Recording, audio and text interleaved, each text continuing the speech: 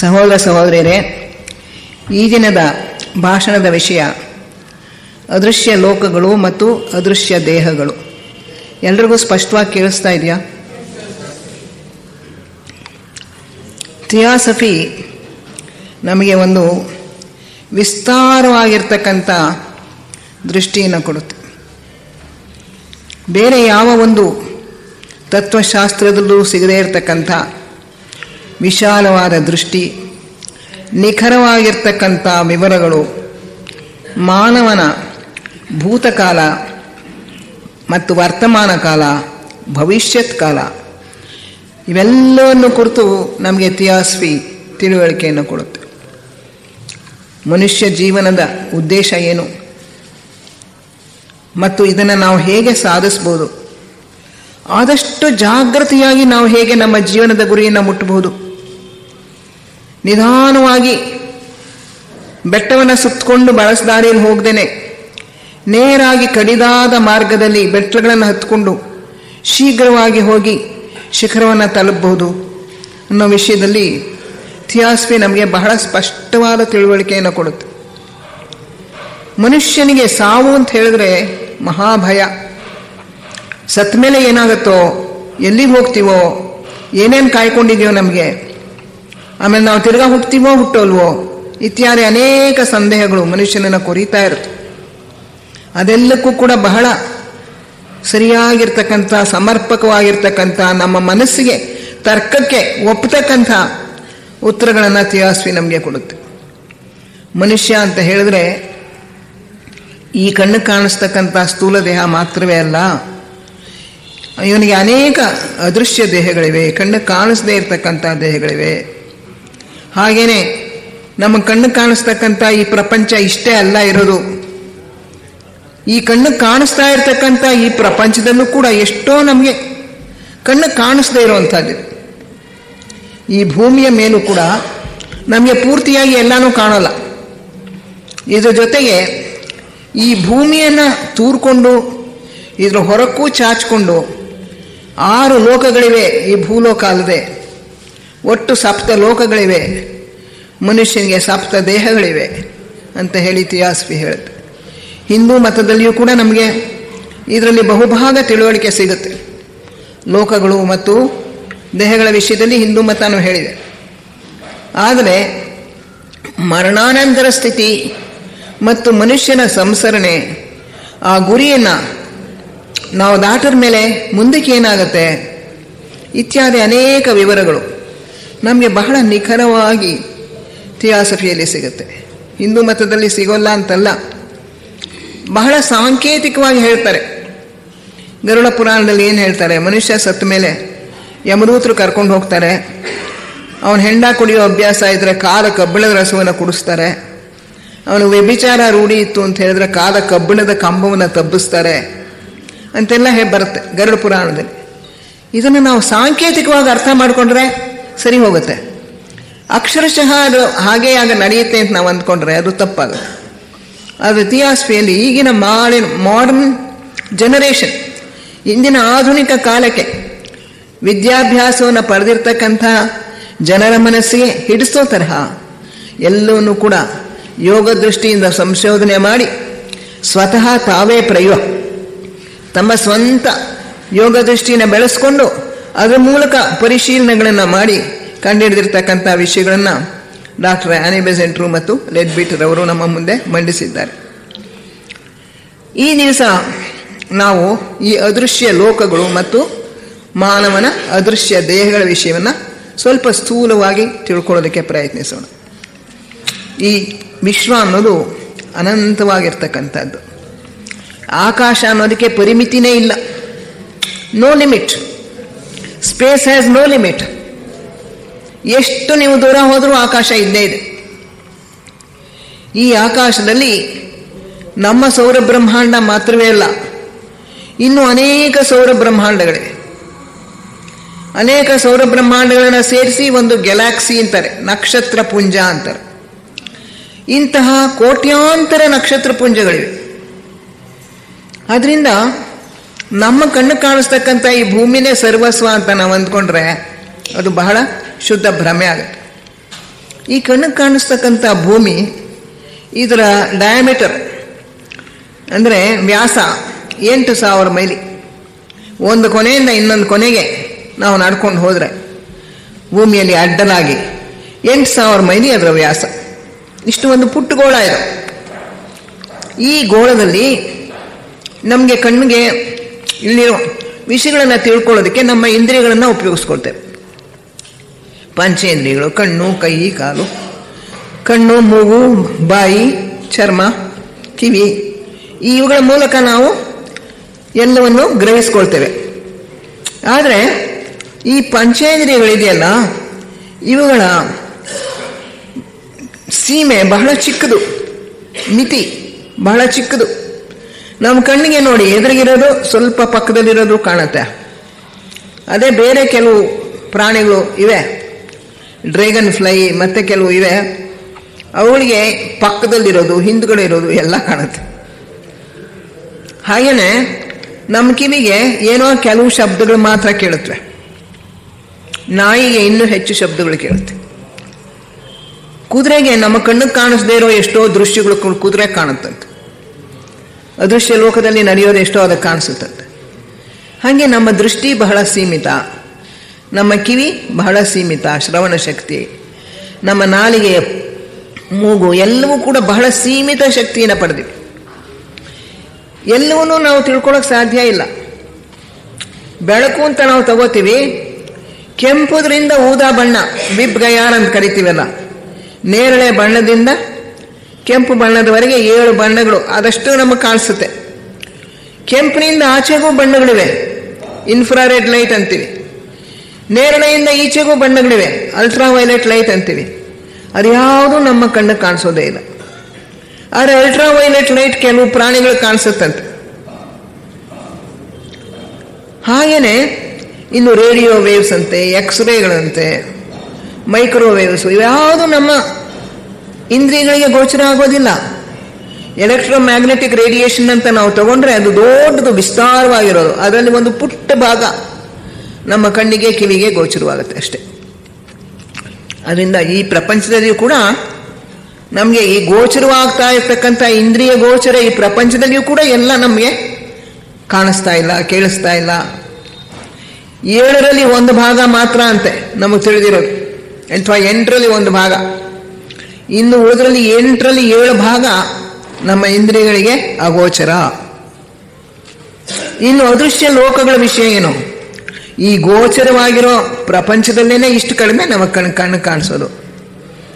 ಇನ್ನು ಅಗೋಚರವಾಗಿರ್ತಕ್ಕಂಥ ಅದೃಶ್ಯ ಲೋಕಗಳು ನಮ್ಮ ಇಂದ್ರಿಯಗಳಿಗೆ ಸ್ವಲ್ಪವೂ ಕೂಡ ಅನುಭವ ಆಗೋದಿಲ್ಲ.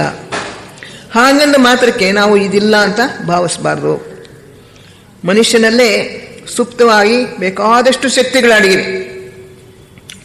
ತಿಸಾಕು ಸೊಸೈಟಿಯ ಮೂರನೇ ಉದ್ದೇಶ ಅದೇನೆ. ಮನುಷ್ಯನಲ್ಲಿ ಸುಪ್ತವಾಗಿ ಅಡಗಿರ್ತಕ್ಕಂಥ ಶಕ್ತಿಗಳು ಮತ್ತು ಪ್ರಕೃತಿಯಲ್ಲಿ ಇನ್ನೂ ಅಡಗಿರ್ತಕ್ಕಂಥ ರಹಸ್ಯಗಳು, ಇವುಗಳನ್ನು ಕಂಡುಹಿಡಿಯೋದು ಥಿಯೋಸಾಫ್ ಸೊಸೈಟಿಯ 3ನೇ ಉದ್ದೇಶ. ಏನು ನಮ್ಮಲ್ಲಿ ಅಡಗಿರ್ತಕ್ಕಂಥ ಶಕ್ತಿಗಳು? ಈ ಎಲ್ಲ ದೇಹಗಳನ್ನು ಕೂಡ ನಾವು ಬೆಳೆಸ್ಕೊಂತು ಅಂತ ಹೇಳಿದ್ರೆ ನಮ್ಮ ಸಾಮರ್ಥ್ಯ ಈಗಿರೋದಕ್ಕಿಂತ ಕೋಟ್ಯಾಂತರ ಪಾಲು ಜಾಸ್ತಿ ಆಗುತ್ತೆ. ಬರೀ ಸ್ವಲ್ಪ ಸಾಮರ್ಥ್ಯವನ್ನು ಮಾತ್ರ ನಾವು ಬೆಳೆಸ್ಕೊಂಡಿದ್ದೀವಿ ಅಷ್ಟೇ. ಇನ್ನೂ ಬೇಕಾದಷ್ಟು ಸಾಮರ್ಥ್ಯಗಳನ್ನು ಬೆಳೆಸ್ಕೊಳ್ಳೋಕ್ಕೆ ನಮಗೆ ಸಾಧ್ಯ ಇದೆ. ಉದಾಹರಣೆಗೆ, ಈ ನಮ್ಮ ಕಣ್ಣು ಕಾಣಿಸ್ತಕ್ಕಂಥ ಈ ಸ್ಥೂಲ ದೇಹ ಇದೆಯಲ್ಲ, ಇದನ್ನು ಅನ್ನಮಯ ಕೋಶ ಅಂತ ಕರೀತಾರೆ. ಈ ಅನ್ನಮಯ ಕೋಶಕ್ಕೆ ಹೊಂದಿಕೊಂಡು ಇದ್ರ ಒಳಗೂ ತೂರ್ಕೊಂಡು ಹೊರಕ್ಕೆ ಒಂದು ಅರ್ಧ ಅಂಗ್ಲ, ಮುಕ್ಕಾಲು ಅಂಗ್ಲ ವ್ಯಾಪಿಸ್ಕೊಂಡಿದೆ ನಮ್ಮ ಪ್ರಾಣಮಯ ಕೋಶ, ಈಥರಿಕ್ ಡಬಲ್. ಈ ಪ್ರಾಣಮಯ ಕೋಶ ಸ್ಥೂಲ ಪ್ರಕೃತಿಯಿಂದಲೇ ಆಗಿರೋದು, ಸ್ಥೂಲ ಲೋಕದ ಪ್ರಕೃತಿನೇ. ಆದರೆ ಅದು ವಾಯುಗಿಂತ ಇನ್ನೂ ಹಗುರವಾಗಿರೋದು. ಗಾಳಿ ನಮ್ಮ ಕಣ್ಣು ಕಾಣಿಸುತ್ತೋ ಹೇಳಿ? ಇಲ್ಲಿ ಗಾಳಿ ಇದೆ, ಉಸಿರಾಡ್ತಾ ಇದ್ದೇವೆ. ಗಾಳಿ ಕಮ್ಮಿ ಆಗಿಬಿಟ್ರೆ, ಕಿಟಕಿ ಎಲ್ಲ ಹಾಕ್ಬಿಟ್ರೆ ಸ್ವಲ್ಪ ಹೊತ್ತು ಉಸಿರು ಕಟ್ಕೊಂಡ್ಬಿಡ್ತೀವಿ. ತೆಗಿಯಪ್ಪ ಕಿಟಕಿನ ಅಂತೀವಿ. ಈ ಗಾಳಿ ಇಲ್ಲದೆ ನಮಗೆ ಜೀವಿಸೋಕೆ ಸಾಧ್ಯ ಇಲ್ಲ. ಆದರೆ ಈ ಗಾಳಿ ನಮ್ಮ ಕಣ್ಣಿಗೆ ಕಾಣಲ್ಲ. ಅದಕ್ಕೆ ವಾಸನೆ ಇಲ್ಲ, ರುಚಿ ಇಲ್ಲ, ಬಣ್ಣ ಇಲ್ಲ. ಈ ಗಾಳಿನೇ ನಮ್ಮ ಕಣ್ಣು ಕಾಣಿಸದೇ ಇದ್ಮೇಲೆ ಗಾಳಿಗಿಂತಲೂ ಇನ್ನೂ ಹಗುರವಾಗಿರ್ತಕ್ಕಂಥದ್ದು ಅತಿವಾಯು ಪ್ರಕೃತಿ, ಈಥರ್ ಅನ್ನೋದು. ಅದರಿಂದ ರಚಿತವಾಗಿರೋ ನಮ್ಮ ಪ್ರಾಣಮಯ ಕೋಶ ಇದೆ. ಅದನ್ನು ಉಪಯೋಗಿಸ್ತಾ ಇದ್ದೀವಿ ಇಲ್ಲ ಸದಾನು. ಆದರೆ ಅದರ ವಿಷಯ ನಮಗೆ ಗೊತ್ತಿಲ್ಲ, ಅದಿರೋದ್ರ ಅನುಭವ ನಮಗಾಗೋಲ್ಲ. ಒಂದೊಂದು ಸಲ ಆಗ್ಬೋದೇನೋ. ಬಸ್ನಲ್ಲಿ ನೀವು ಕೂತ್ಕೊಂಡ್ರೆ ನಿಮ್ಮ ಪಕ್ಕದಲ್ಲಿ ಒಬ್ಬ ಹೆಣ್ಣು ಕುಡ್ಕನೋ ಯಾವನೋ ಒಬ್ಬ ಬಂದು ಕೂತ್ಕೊಂಡ್ರೆ ಸ್ವಲ್ಪ ಜರುಕ್ಕೋತೀರಿ ಸಾಧ್ಯವಾದರೆ. ಯಾಕೆ? ಅವನ ಒಂದು ಪ್ರಾಣಮಯ ಕೋಶ ನಿಮ್ಮ ಪ್ರಾಣಮಯ ಕೋಶಕ್ಕೆ ತಗಲ್ಕೊಳ್ಳುತ್ತೆ. ನಮ್ಮದು ಮುಕ್ಕಾಲು ಅಂಗ್ಲ ಈ ಕಡೆ ಹೊರಗಡೆ ಇರುತ್ತೆ, ಅವನದ್ದು ಮುಕ್ಕಾಲು ಅಂಗ್ಲ ಚಾಚ್ಕೊಂಡಿರುತ್ತೆ. ಅದೆರಡು ಒಂದ್ರ ಪಕ್ಕ ಒಂದು ಬಂದುಬಿಟ್ರೆ ಬೆರೆಸ್ಕೊಳ್ಳುತ್ತೆ. ಅದು ಸರಿ ಹೋಗೋಲ್ಲ ನಮಗೆ. ಅದ್ರ ವೈಬ್ರೇಷನ್ಸ್, ಅವನ ಸ್ಪಂದಗಳೇ ಬೇರೆ, ನಮ್ಮ ಸ್ಪಂದಗಳೇ ಬೇರೆ. ಆವಾಗ ಸ್ವಲ್ಪ ಬೇರೆ ಕಡೆ ಎದ್ದು ಹೋಗೋಣಪ್ಪ ಅಂತ ಅನ್ನಿಸ್ತಾ ಇರುತ್ತೆ ಸಾಧ್ಯವಾದ. ಅದೇ ರೀತಿ ಬಹಳ ಕ್ರೌಡೆಡ್ ಪ್ಲೇಸಸ್, ತುಂಬ ಗುಂಪು ಇರ್ತಕ್ಕಂಥ ಜಾಗಕ್ಕೆ ಹೋದರೆ ಆದಷ್ಟು ಆಚೆಗೆ ಬಂದ್ಬಿಡೋಣ ಅನಿಸುತ್ತೆ. ಯಾಕೆಂದರೆ ಈ ಪ್ರಾಣಮಯ ಕೋಶಗಳು, ನಮ್ಮ ಅದೃಶ್ಯ ದೇಹಗಳು ಎಲ್ಲ ಒಂದಕ್ಕೊಂದು ಬೆರಕೆ ಆಗುತ್ತೆ. ಈ ಪ್ರಾಣಮಯ ಕೋಶ ಮುಕ್ಕಾಲಂಗ್ಲ ಮಾತ್ರ ಚಾಚ್ಕೊಂಡಿರೋದು. ಅದರೊಳಗೆ 7 ಚಕ್ರಗಳಿವೆ. ಎಷ್ಟೋ ಚಕ್ರಗಳಿವೆ, 7 ಮುಖ್ಯವಾಗಿರ್ತಕ್ಕಂಥದ್ದು. ಸಹಸ್ರಾರ ಚಕ್ರ, ಆಜ್ಞಾ ಚಕ್ರ, ಇಲ್ಲಿ ವಿಶುದ್ಧ ಚಕ್ರ, ಆಮೇಲೆ ಅನಾಹತ ಚಕ್ರ, ನಾಭಿಯಲ್ಲಿ ಮಣಿಪೂರ ಚಕ್ರ, ಅದರ ಕೆಳಗಡೆ ಸ್ಪ್ಲೀನ್. ಆ ಸ್ಪ್ಲೀನ್ನಲ್ಲಿ ಒಂದು ಚಕ್ರ ಇದೆ, ಅದು ಬಹಳ ಮುಖ್ಯ ಅಂತ ಲೆಡ್ಬಿಟರವ್ರು ಹೇಳ್ತಾರೆ. ಅದನ್ನು ಹಿಂದೂ ಶಾಸ್ತ್ರದಲ್ಲಿ ಹೇಳಿಲ್ಲ. ಆಮೇಲೆ ಜನನೇಂದ್ರಿಯಗಳ ಹತ್ರ ಸ್ವಾಧಿಷ್ಠಾನ ಚಕ್ರ, ಎಲ್ಲಕ್ಕೂ ಅಡಿಯಲ್ಲಿ ಮೂಲಾಧಾರ ಚಕ್ರ, ಬೆನ್ನು ಮೂಳೆಯ ಕೆಳಭಾಗದ. ಈ ಮೂಲಾಧಾರ ಚಕ್ರದಲ್ಲಿ ಕುಂಡಲಿನಿ ಅಂತ ಒಂದು ಶಕ್ತಿ ಇದೆ, ಪ್ರಕೃತಿ ಶಕ್ತಿನೇ ಅದು. ಪ್ರಾಣಮಯ ಕೋಶದಲ್ಲಿದೆ ಅದು. ಪ್ರಾಣಮಯ ಕೋಶದಲ್ಲಿರುವ ಮೂಲಾಧಾರ ಚಕ್ರದಲ್ಲಿ ಒಂದು ಪೆಟ್ಟಿಗೆ ತರಹ, ಒಂದು ಭರಣಿ ಥರ ಅದನ್ನು ಮುಚ್ಚಿಟ್ಬಿಟ್ಟಿದೆ. ಆ ಮುಚ್ಚಿಟ್ಟಿರ್ತಕ್ಕಂಥ ಕುಂಡಲಿನಿ ಶಕ್ತಿ ಎದ್ದಾಗ ಅದು ಬೆನ್ನು ಮೂಳೆಯಲ್ಲಿರ್ತಕ್ಕಂಥ ಸುಷುಮ್ನ ನಾಡಿಯ ಮೂಲಕ ಹರಿದು ಬಂದು ಎಲ್ಲ ಚಕ್ರಗಳನ್ನು ಎಬ್ಬಿಸ್ಕೊಂಡು ಚಕ್ರಗಳ ಮೂಲಕ ಹಾಯ್ದು ಕೊನೆಗೆ ಸಹಸ್ರಾರ ಚಕ್ರದ ಮೂಲಕ ಆಚೆಗೆ ಹೋಗುತ್ತೆ. ಈ ರೀತಿ ಕುಂಡಲಿನಿ ಶಕ್ತಿನ ಯಾರು ಎಬ್ಬಿಸ್ಕೊಂಡಿರ್ತಾರೋ ಅವರಿಗೆ ಬೇಕಾದಷ್ಟು ಯೋಗ ಸಿದ್ಧಿಗಳು ಪ್ರಾಪ್ತವಾಗುತ್ತೆ. ಕ್ಲೇರ್ವಾಯನ್ಸ್, ಯೋಗ ದೃಷ್ಟಿ, ಯೋಗ ಶ್ರವಣ, ಇನ್ನೊಬ್ಬರ ಮನಸ್ಸಿನ ಯೋಚನೆಗಳನ್ನು ತಿಳ್ಕೊಳ್ತಕ್ಕಂಥದ್ದು, ಇನ್ನು ಲಘಿಮ, ಅಣಿಮ, ಲಘಿಮ ಅಂತ 8 ಶಕ್ತಿಗಳು, ಎಲ್ಲ ಶಕ್ತಿಗಳನ್ನು ಕೂಡ ಅವರು ಪಡ್ಕೊಳ್ಳೋಕೆ ಸಾಧ್ಯ. ಈ ಕುಂಡಲಿನಿ ಶಕ್ತಿ ಮನುಷ್ಯ ಎದ್ದಾಗ ಅವನ ಸಾಮರ್ಥ್ಯ ಅಗಾಧವಾಗಿಬಿಡುತ್ತೆ. ಅದಕ್ಕೋಸ್ಕರವೇ ಅದು ನಮ್ಮಲ್ಲಿ ಎಬ್ಸಿಲ್ಲ ದೇವತೆಗಳು. ಯಾಕೆ ಅಂದರೆ ನಾವು ಅದನ್ನು ದುರುಪಯೋಗ ಮಾಡ್ಕೊಳ್ಳೋ ಸಂಭವ ಇದೆ. ಎಲ್ಲಿವರೆಗೆ ಮನುಷ್ಯನಲ್ಲಿ ಸ್ವಾರ್ಥತೆ, ಅಹಂಕಾರ ಇತ್ಯಾದಿ ದೋಷಗಳಿರುತ್ತವೆಯೋ ಅಲ್ಲಿವರೆಗೂ ನಮ್ಮ ಸುಪ್ತ ಸಾಮರ್ಥ್ಯಗಳು ಹೊರಗಡೆ ಬಂದುಬಿಟ್ರೆ ನಾವು ಅದನ್ನು ಬೇರೆಯವರಿಗೆ ಕೆಡಕು ಮಾಡೋಕ್ಕೆ, ಪ್ರಪಂಚಕ್ಕೆ ಕೆಡಕು ಮಾಡೋಕ್ಕೆ ಉಪಯೋಗಿಸೋ ಒಂದು ಸಂಭವ ಇದೆ. ಆದ್ದರಿಂದ ಅದನ್ನು ಭದ್ರವಾಗಿ ಮುಚ್ಚಿಟ್ಟಿದ್ದಾರೆ. ಯೋಗ ಮಾರ್ಗದಲ್ಲಿ ಹೋಗ್ತಾ ಹೋಗ್ತಾ ನಾವು ಪರಿಶುದ್ಧ ಜೀವನವನ್ನು ನಡೆಸೋದಕ್ಕೆ ಪ್ರಾರಂಭ ಮಾಡಿದಾಗ ನಮ್ಮಲ್ಲಿರೋ ಸ್ವಾರ್ಥತೆಯನ್ನು ಪೂರ್ತಿ ಕಳಚಾಕಿದ ಮೇಲೆ, ಅಹಂಕಾರ ನಾಶವಾದ ಮೇಲೆ, ಲೋಕ ಸೇವೆಗೆ ನಮ್ಮನ್ನು ನಾವು ಅರ್ಪಣೆ ಮಾಡಿಕೊಂಡಾಗ ಗುರುಗಳೇ ಅದನ್ನು ಎಬ್ಬಿಸೋ ಒಂದು ಕ್ರಮವನ್ನು ಹೇಳ್ಕೊಡ್ತಾರೆ.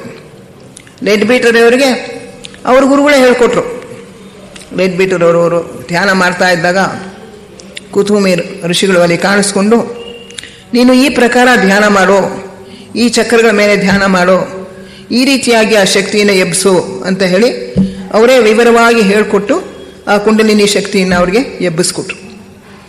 ಹೀಗೆ ಆ ಒಂದು ಕಾಲ ಪ್ರಾಪ್ತವಾದಾಗ, ನಾವು ಅದಕ್ಕೆ ಅರ್ಹತೆ ಪಡೆದಾಗ ಅದಕ್ಕೆ ಬೇಕಾದಂಥ ಯೋಗ್ಯರಾದಂಥ ಗುರುಗಳು ನಮಗೆ ಸಿಕ್ಕಿ ಅದನ್ನು ಎಬ್ಬಿಸೋ ಮಾರ್ಗವನ್ನು ತೋರಿಸ್ಕೊಡ್ತಾರೆ. ಅದ್ರ ಬಗ್ಗೆ ನಾವು ಚಿಂತಿಸಬೇಕಾಗಿಲ್ಲ.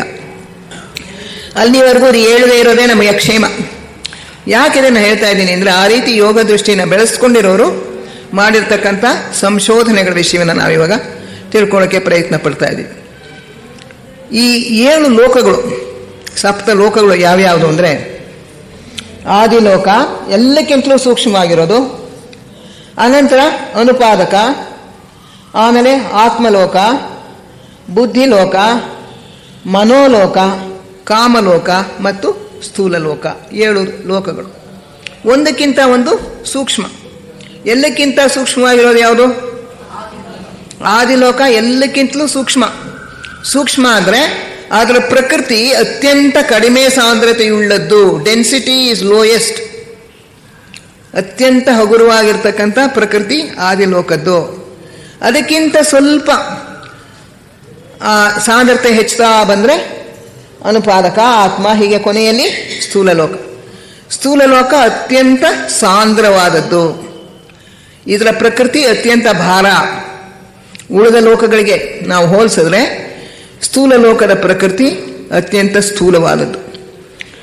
ಈ 7 ಲೋಕಗಳಲ್ಲಿ ನಮಗೆ ಇವಾಗ 7 ದೇಹಗಳಿವೆ ಅಂತ ಹೇಳಿದೆ. ಸ್ಥೂಲ ಲೋಕದಲ್ಲೇ 2 ದೇಹಗಳಾಯಿತು. ಯಾವುದು 2 ದೇಹಗಳು? ಅನ್ನಮಯ ಕೋಶ, ಪ್ರಾಣಮಯ ಕೋಶ, 2 ದೇಹಗಳಾಗೋಯ್ತು. ಆಮೇಲೆ ಕಾಮಲೋಕದಲ್ಲಿ ಕಾಮದೇಹ ಇದೆ. ಕಾಮದೇಹದ ಕೆಲಸ ಏನು? ನಮ್ಮ ಭಾವನೆಗಳು ಮತ್ತು ಆಸೆಗಳು ಹುಟ್ಟತಕ್ಕಂಥದ್ದು ಕಾಮದೇಹದಲ್ಲಿ. ನಮಗೆ ಆಸೆಗಳು ಭಾವನೆಗಳು ಇರೋದು ನಮಗೆ ಗೊತ್ತು. ಆದರೆ ಒಂದು ಟೆಸ್ಟ್ ಟ್ಯೂಬ್ ಕೊಟ್ಬಿಟ್ಟು ಎಲ್ಲಿ ನಿನ್ನ ಭಾವನೆಯನ್ನು ಇದರಲ್ಲಿ ಹಾಕೋ, ನಿನ್ನ ಕೋಪವನ್ನು ಇದರಲ್ಲಿ ಹಾಕೋ, ನಿನ್ನ ಪ್ರೀತಿಯನ್ನು ಇದರಲ್ಲಿ ಹಾಕೋ, ಸಾಧ್ಯ ಇಲ್ಲ. ಭಾವನೆಗಳು, ನಮ್ಮ ಯೋಚನೆಗಳು, ನಮ್ಮ ಆಸೆಗಳು ಇರೋದು ನಮಗೆ ಅನುಭವ ಆಗುತ್ತೆ. ಆದರೆ ಅವು ಕಾಣಿಸ್ಕೊಳ್ಳೋದಿಲ್ಲ. ಯಾಕೆಂದರೆ ಅವಳಿರೋದು ಸೂಕ್ಷ್ಮ ದೇಹಗಳಲ್ಲಿ. ನಮ್ಮ ಭಾವನೆಗಳು, ಆಸೆಗಳು ಇರೋದು ಕಾಮದೇಹದಲ್ಲಿ. ಅಲ್ಲಿ ಹುಟ್ಟುತ್ತವೆ. ಅಲ್ಲಿ ಹುಟ್ಟಿದ ಮೇಲೆ ಅದರ ಸ್ಪಂದನೆಗಳು, ವೈಬ್ರೇಷನ್ಸ್, ಅದು ಪ್ರಾಣಮಯ ಕೋಶದ ಮೂಲಕ ಹಾದು ನಮ್ಮ ಈ ಸ್ಥೂಲ ದೇಹದ ಮೆದುಳನ್ನು ತಾಡಿಸುತ್ತೆ. ತಾಡಿಸಿದಾಗ ನಮಗೆ ಆಸೆಯ ಅನುಭವ ಆಗುತ್ತೆ ಅಥವಾ ಆ ಭಾವನೆಯ ಅನುಭವ ಆಗುತ್ತೆ.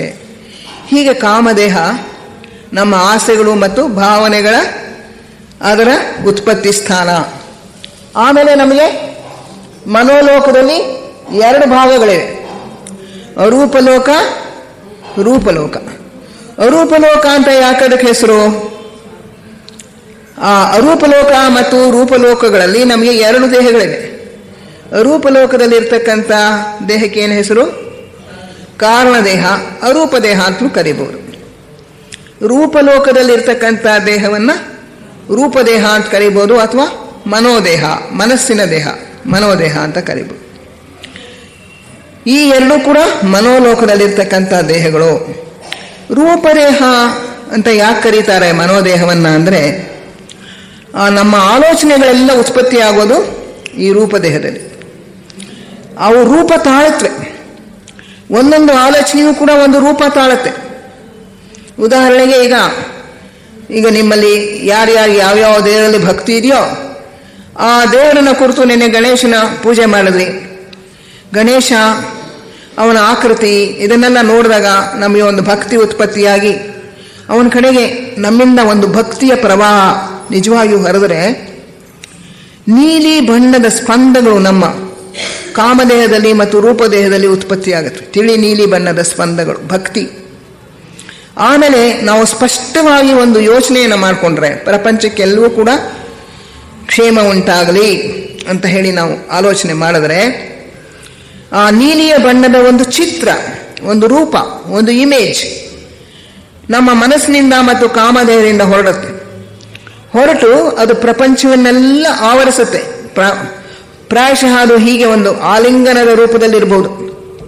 ಆಲಿಂಗನದ ರೂಪದಲ್ಲಿದ್ದು ಅದು ಪ್ರಪಂಚವನ್ನೆಲ್ಲ ಆವರಿಸ್ಬೋದು.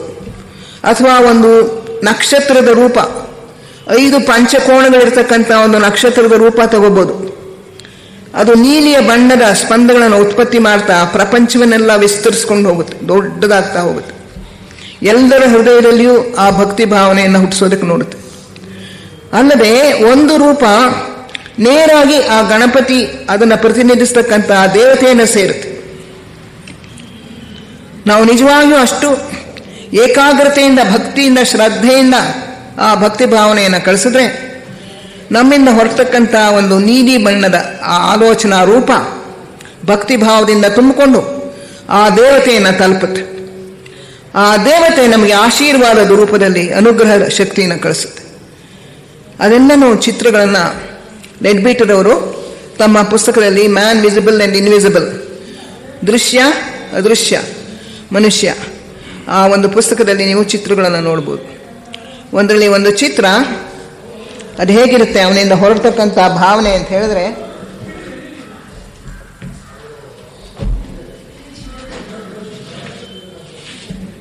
ಒಂದು ಈ ರೀತಿಯಾಗಿ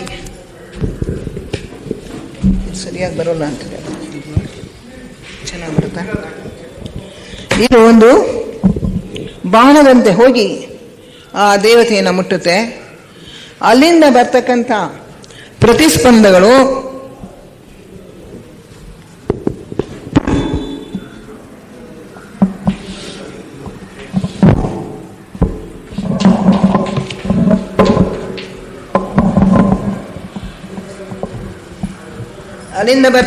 ಪ್ರತಿಸ್ಪಂದಗಳು ಬಂದು ಆ ಮನುಷ್ಯನನ್ನ ಅವನ ಕಾಮದೇಹ ಮತ್ತು ರೂಪದೇಹಗಳನ್ನು ಪ್ರವೇಶ ಮಾಡುತ್ತೆ.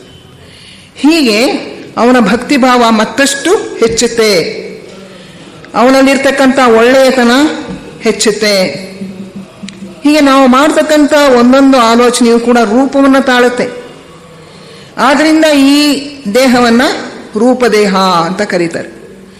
ನಮ್ಮ ಮನಸ್ಸಿನ ಆಲೋಚನೆಗಳೆಲ್ಲ ಇದರ ಮೂಲಕ ವ್ಯಕ್ತವಾಗೋದ್ರಿಂದ ಇದನ್ನು ಮನೋದೇಹ ಅಂತಲೂ ಕರಿತೀವಿ. ತಾರ್ಕಿಕವಾದ ಮನಸ್ಸು, ಮೆಟ್ಲಾಗಿ ಆಲೋಚನೆ ಮಾಡ್ತಕ್ಕಂಥ ಮನಸ್ಸು, ವಿಶ್ಲೇಷಣೆ ಮಾಡ್ತಕ್ಕಂಥ ಮನಸ್ಸು. ನಾವು ಸಾಧಾರಣವಾಗಿ ಉಪಯೋಗಿಸೋದು ಈ ಮನಸ್ಸನ್ನೇ. ನಾವು ಯಾವಾಗ ಒಂದು ಯೋಚನೆ ಮಾಡಿದ್ರೂ ಒಂದು ರೂಪ ತಕ್ಷಣವೇ ಉತ್ಪತ್ತಿಯಾಗತ್ತೆ.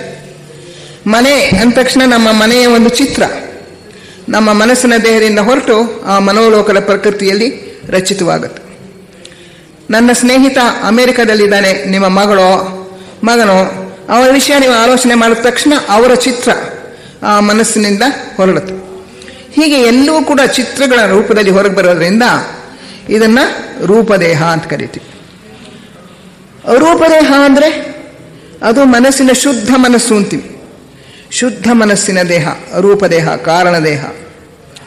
ಇದರಲ್ಲಿ ಮಾಡ್ತಕ್ಕಂಥ ಆಲೋಚನೆಗಳು ಅವು ಆಬ್ಸ್ಟ್ರಾಕ್ಟ್ ಥಾಟ್ಸ್, ಅಂದರೆ ರೂಪರಹಿತವಾಗಿರ್ತಕ್ಕಂಥ ಆಲೋಚನೆಗಳು. ಅವು ರೂಪವನ್ನು ಧರಿಸೋದಿಲ್ಲ. ಉದಾಹರಣೆಗೆ ತತ್ವಗಳು, ಈಗ ಸಂಸರಣೆಯ ತತ್ವ ಅಂತೀವಿ ನಾವು. ಎಲ್ಲವೂ ಕೂಡ ಜೀವ ಚೈತನ್ಯ ಸದಾ ಮುಂದುವರಿತಾ ಇದೆ. ಇದನ್ನು ನಾವು ಗ್ರಹಿಸ್ಕೋಬೇಕಾದ್ರೆ ರೂಪ ಬೇಕಿಲ್ಲ. ಸಹೋದರ ಭಾವ ಅದೊಂದು ತತ್ವ. ಸಹೋದರ ಭಾವ ಅನ್ನೋದಕ್ಕೆ ನೀವು ಯಾವ ಒಂದು ಚಿತ್ರವನ್ನು ಕಲ್ಪಿಸ್ಕೊಳ್ಳೋಕ್ಕೂ ಸಾಧ್ಯ ಇಲ್ಲ. ಎಲ್ಲರೂ ಕೂಡ ಅಣ್ಣ ತಮ್ಮಂದ್ರಂಗೆ ಬಾಳಬೇಕು, ಅಕ್ಕ ತಂಗಿರಂಗಿರಬೇಕು ಅನ್ನೋ ಒಂದು ಭಾವನೆ. ಅದೇ ರೀತಿಯಲ್ಲಿ ಅದ್ವೈತ, ದ್ವೈತ ಅಥವಾ ಪುನರ್ಜನ್ಮ ಅಂದರೆ ಏನು, ಕರ್ಮ ಅಂದರೆ ಏನು, ಇಂತಹ ನಾವು ಆಲೋಚನೆಗಳನ್ನು ಮಾಡುವಾಗ ಅದಕ್ಕೆ ರೂಪ ಇರೋದಿಲ್ಲ. ಈ ರೀತಿಯಾಗಿ ರೂಪರಹಿತವಾಗಿ ಮಾಡ್ತಕ್ಕಂಥ ಆಲೋಚನೆಗಳು ನಮ್ಮ ಕಾರಣದೇಹ ಅಥವಾ ರೂಪದೇಹದಲ್ಲಿ ಜನ್ಮ ತಾಳತ್ವೆ. They are abstract thoughts. ಅವು ಕೂಡ ಸ್ಪಂದಗಳನ್ನು ಉತ್ಪತ್ತಿ ಮಾಡುತ್ತೆ, ಅವು ಬಣ್ಣಗಳನ್ನು ಉತ್ಪತ್ತಿ ಮಾಡುತ್ತೆ. ರೂಪದೇಹದಲ್ಲಿ ಹೇಗೆ ಒಂದೊಂದು ಭಾವನೆಗೆ ಒಂದೊಂದು ಬಣ್ಣ ಇದೆಯೋ, ಯಾವ್ಯಾವ ಬಣ್ಣ ಇದೆ ಹೇಳಿ ನೋಡೋಣ. ಪ್ರೀತಿ, ಅದಕ್ಕೆ ಯಾವ ಬಣ್ಣ ಬರುತ್ತೆ? ನಾವು ಪ್ರೀತಿಯ ಆಲೋಚನೆ ಮಾಡಿದಾಗ ತಿಳಿ ಗುಲಾಬಿ ಬಣ್ಣ. ಭಕ್ತಿಯ ಆಲೋಚನೆ ಈಗಾಗಲೇ ತಿಳ್ಕೊಂಡ್ವಿ, ತಿಳಿ ನೀಲಿ ಬಣ್ಣ. ಇನ್ನೊಬ್ಬರ ವಿಷಯದಲ್ಲಿ ನಮಗೆ ಸಹಾನುಭೂತಿ, ಅನುಕಂಪ, ಬಡವಕ್ಕಳ ನನಗೆ ಅಯ್ಯೋ ಪಾಪ ಇವಕ್ಕೆ ವಿದ್ಯೆ ಇಲ್ವಲ್ಲ ಅಂತ ಮನಸ್ಸಿನಿಂದ ಒಂದು ಅನುಕಂಪ ಹೊರಡುತ್ತೆ, ತಿಳಿ ಹಸಿರು ಬಣ್ಣ. ಈಗ ಇಲ್ಲಿ ಹೇಳ್ತಾ ಇರೋ ಒಂದು ಭಾಷಣದ ವಿಷಯವನ್ನು ಗ್ರಹಿಸ್ಕೊಳ್ಳೋಕ್ಕೆ ಮನಸ್ಸು ಪ್ರಯತ್ನ ಪಡ್ತಾ ಇರುತ್ತೆ. ಮನಸ್ಸು ಚುರುಕಾಗಿ ಕೆಲಸ ಮಾಡ್ತಾ ಇದ್ರೆ, ನಿದ್ದೆ ಬರದೇ ಇದ್ರೆ, ನಿದ್ದೆ ಮಾಡದೆ ನೀವು ಚುರುಕಾಗಿ ಮನಸ್ಸನ್ನು ಓಡಿಸಿ ಅರ್ಥ ಮಾಡ್ಕೊಳ್ಳೋಕೆ ಪ್ರಯತ್ನ ಪಟ್ಟರೆ ನಿಮ್ಮ ರೂಪದೇಹದಲ್ಲಿ ಹಳದಿ ಬಣ್ಣ ಪ್ರಧಾನವಾಗಿ ಕಾಣಿಸ್ಕೊಳ್ಳುತ್ತೆ. ತಿಳಿ ಹಳದಿ ಬಣ್ಣ ಅದು ಇಂಟೆಲೆಕ್ಟ್, ವಿಚಾರ ಶಕ್ತಿನ ಸೂಚಿಸುತ್ತೆ. ಹಾಗೆ ಒಂದೊಂದು ಭಾವನೆಯೇ ಒಂದೊಂದು ಬಣ್ಣ.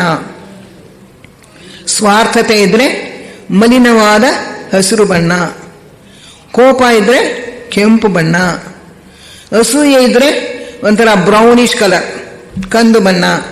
ಹೀಗೆ ನಾನಾ ವಿಧವಾಗಿರ್ತಕ್ಕಂಥ ಬಣ್ಣಗಳು ನಮ್ಮ ಕಾಮದೇಹದಲ್ಲಿ ಮತ್ತು ರೂಪದೇಹದಲ್ಲಿ ಕಾಣಿಸ್ಕೊಳ್ಳುತ್ತೆ. ರೂಪದೇಹ ಕಾಮದೇಹ ಹೆಚ್ಚು ಕಮ್ಮಿ ಹೊಂದ್ಕೊಂಡೇ ಕೆಲಸ ಮಾಡೋದು. ಯಾಕೆಂದ್ರೆ ಭಾವನೆಗಳು, ಯೋಚನೆಗಳು ಒಂದನ್ನು ಬಿಟ್ಟು ಒಂದಿಲ್ಲ. ಇವೆರಡು ಯಾವಾಗಲೂ ಒಟ್ಟಿಗೆ ಇರೋದ್ರಿಂದ ರೂಪದೇಹ ಕಾಮದೇಹ ಹೊಂದ್ಕೊಂಡು ಕೆಲಸ ಮಾಡುತ್ತೆ.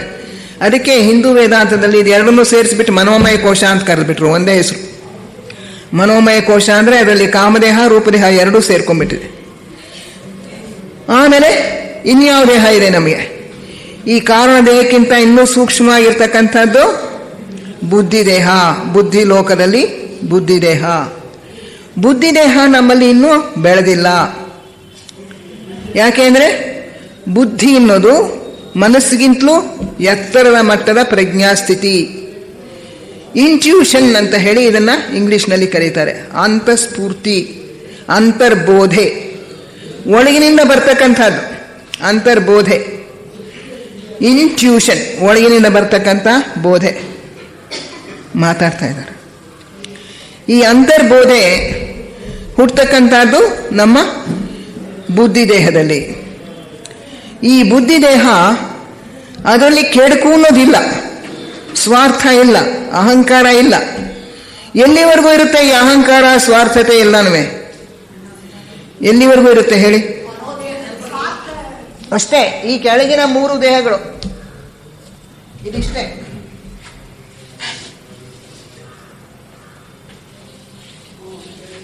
ಇದನ್ನ ಏನಂತ ಕರಿತೀವಿ? ದೇಹಾತ್ಮ. ಆಮೇಲೆ ಈ 3ನ್ನ ಏನಂತ ಕರಿತೀವಿ? ಜೀವಾತ್ಮ.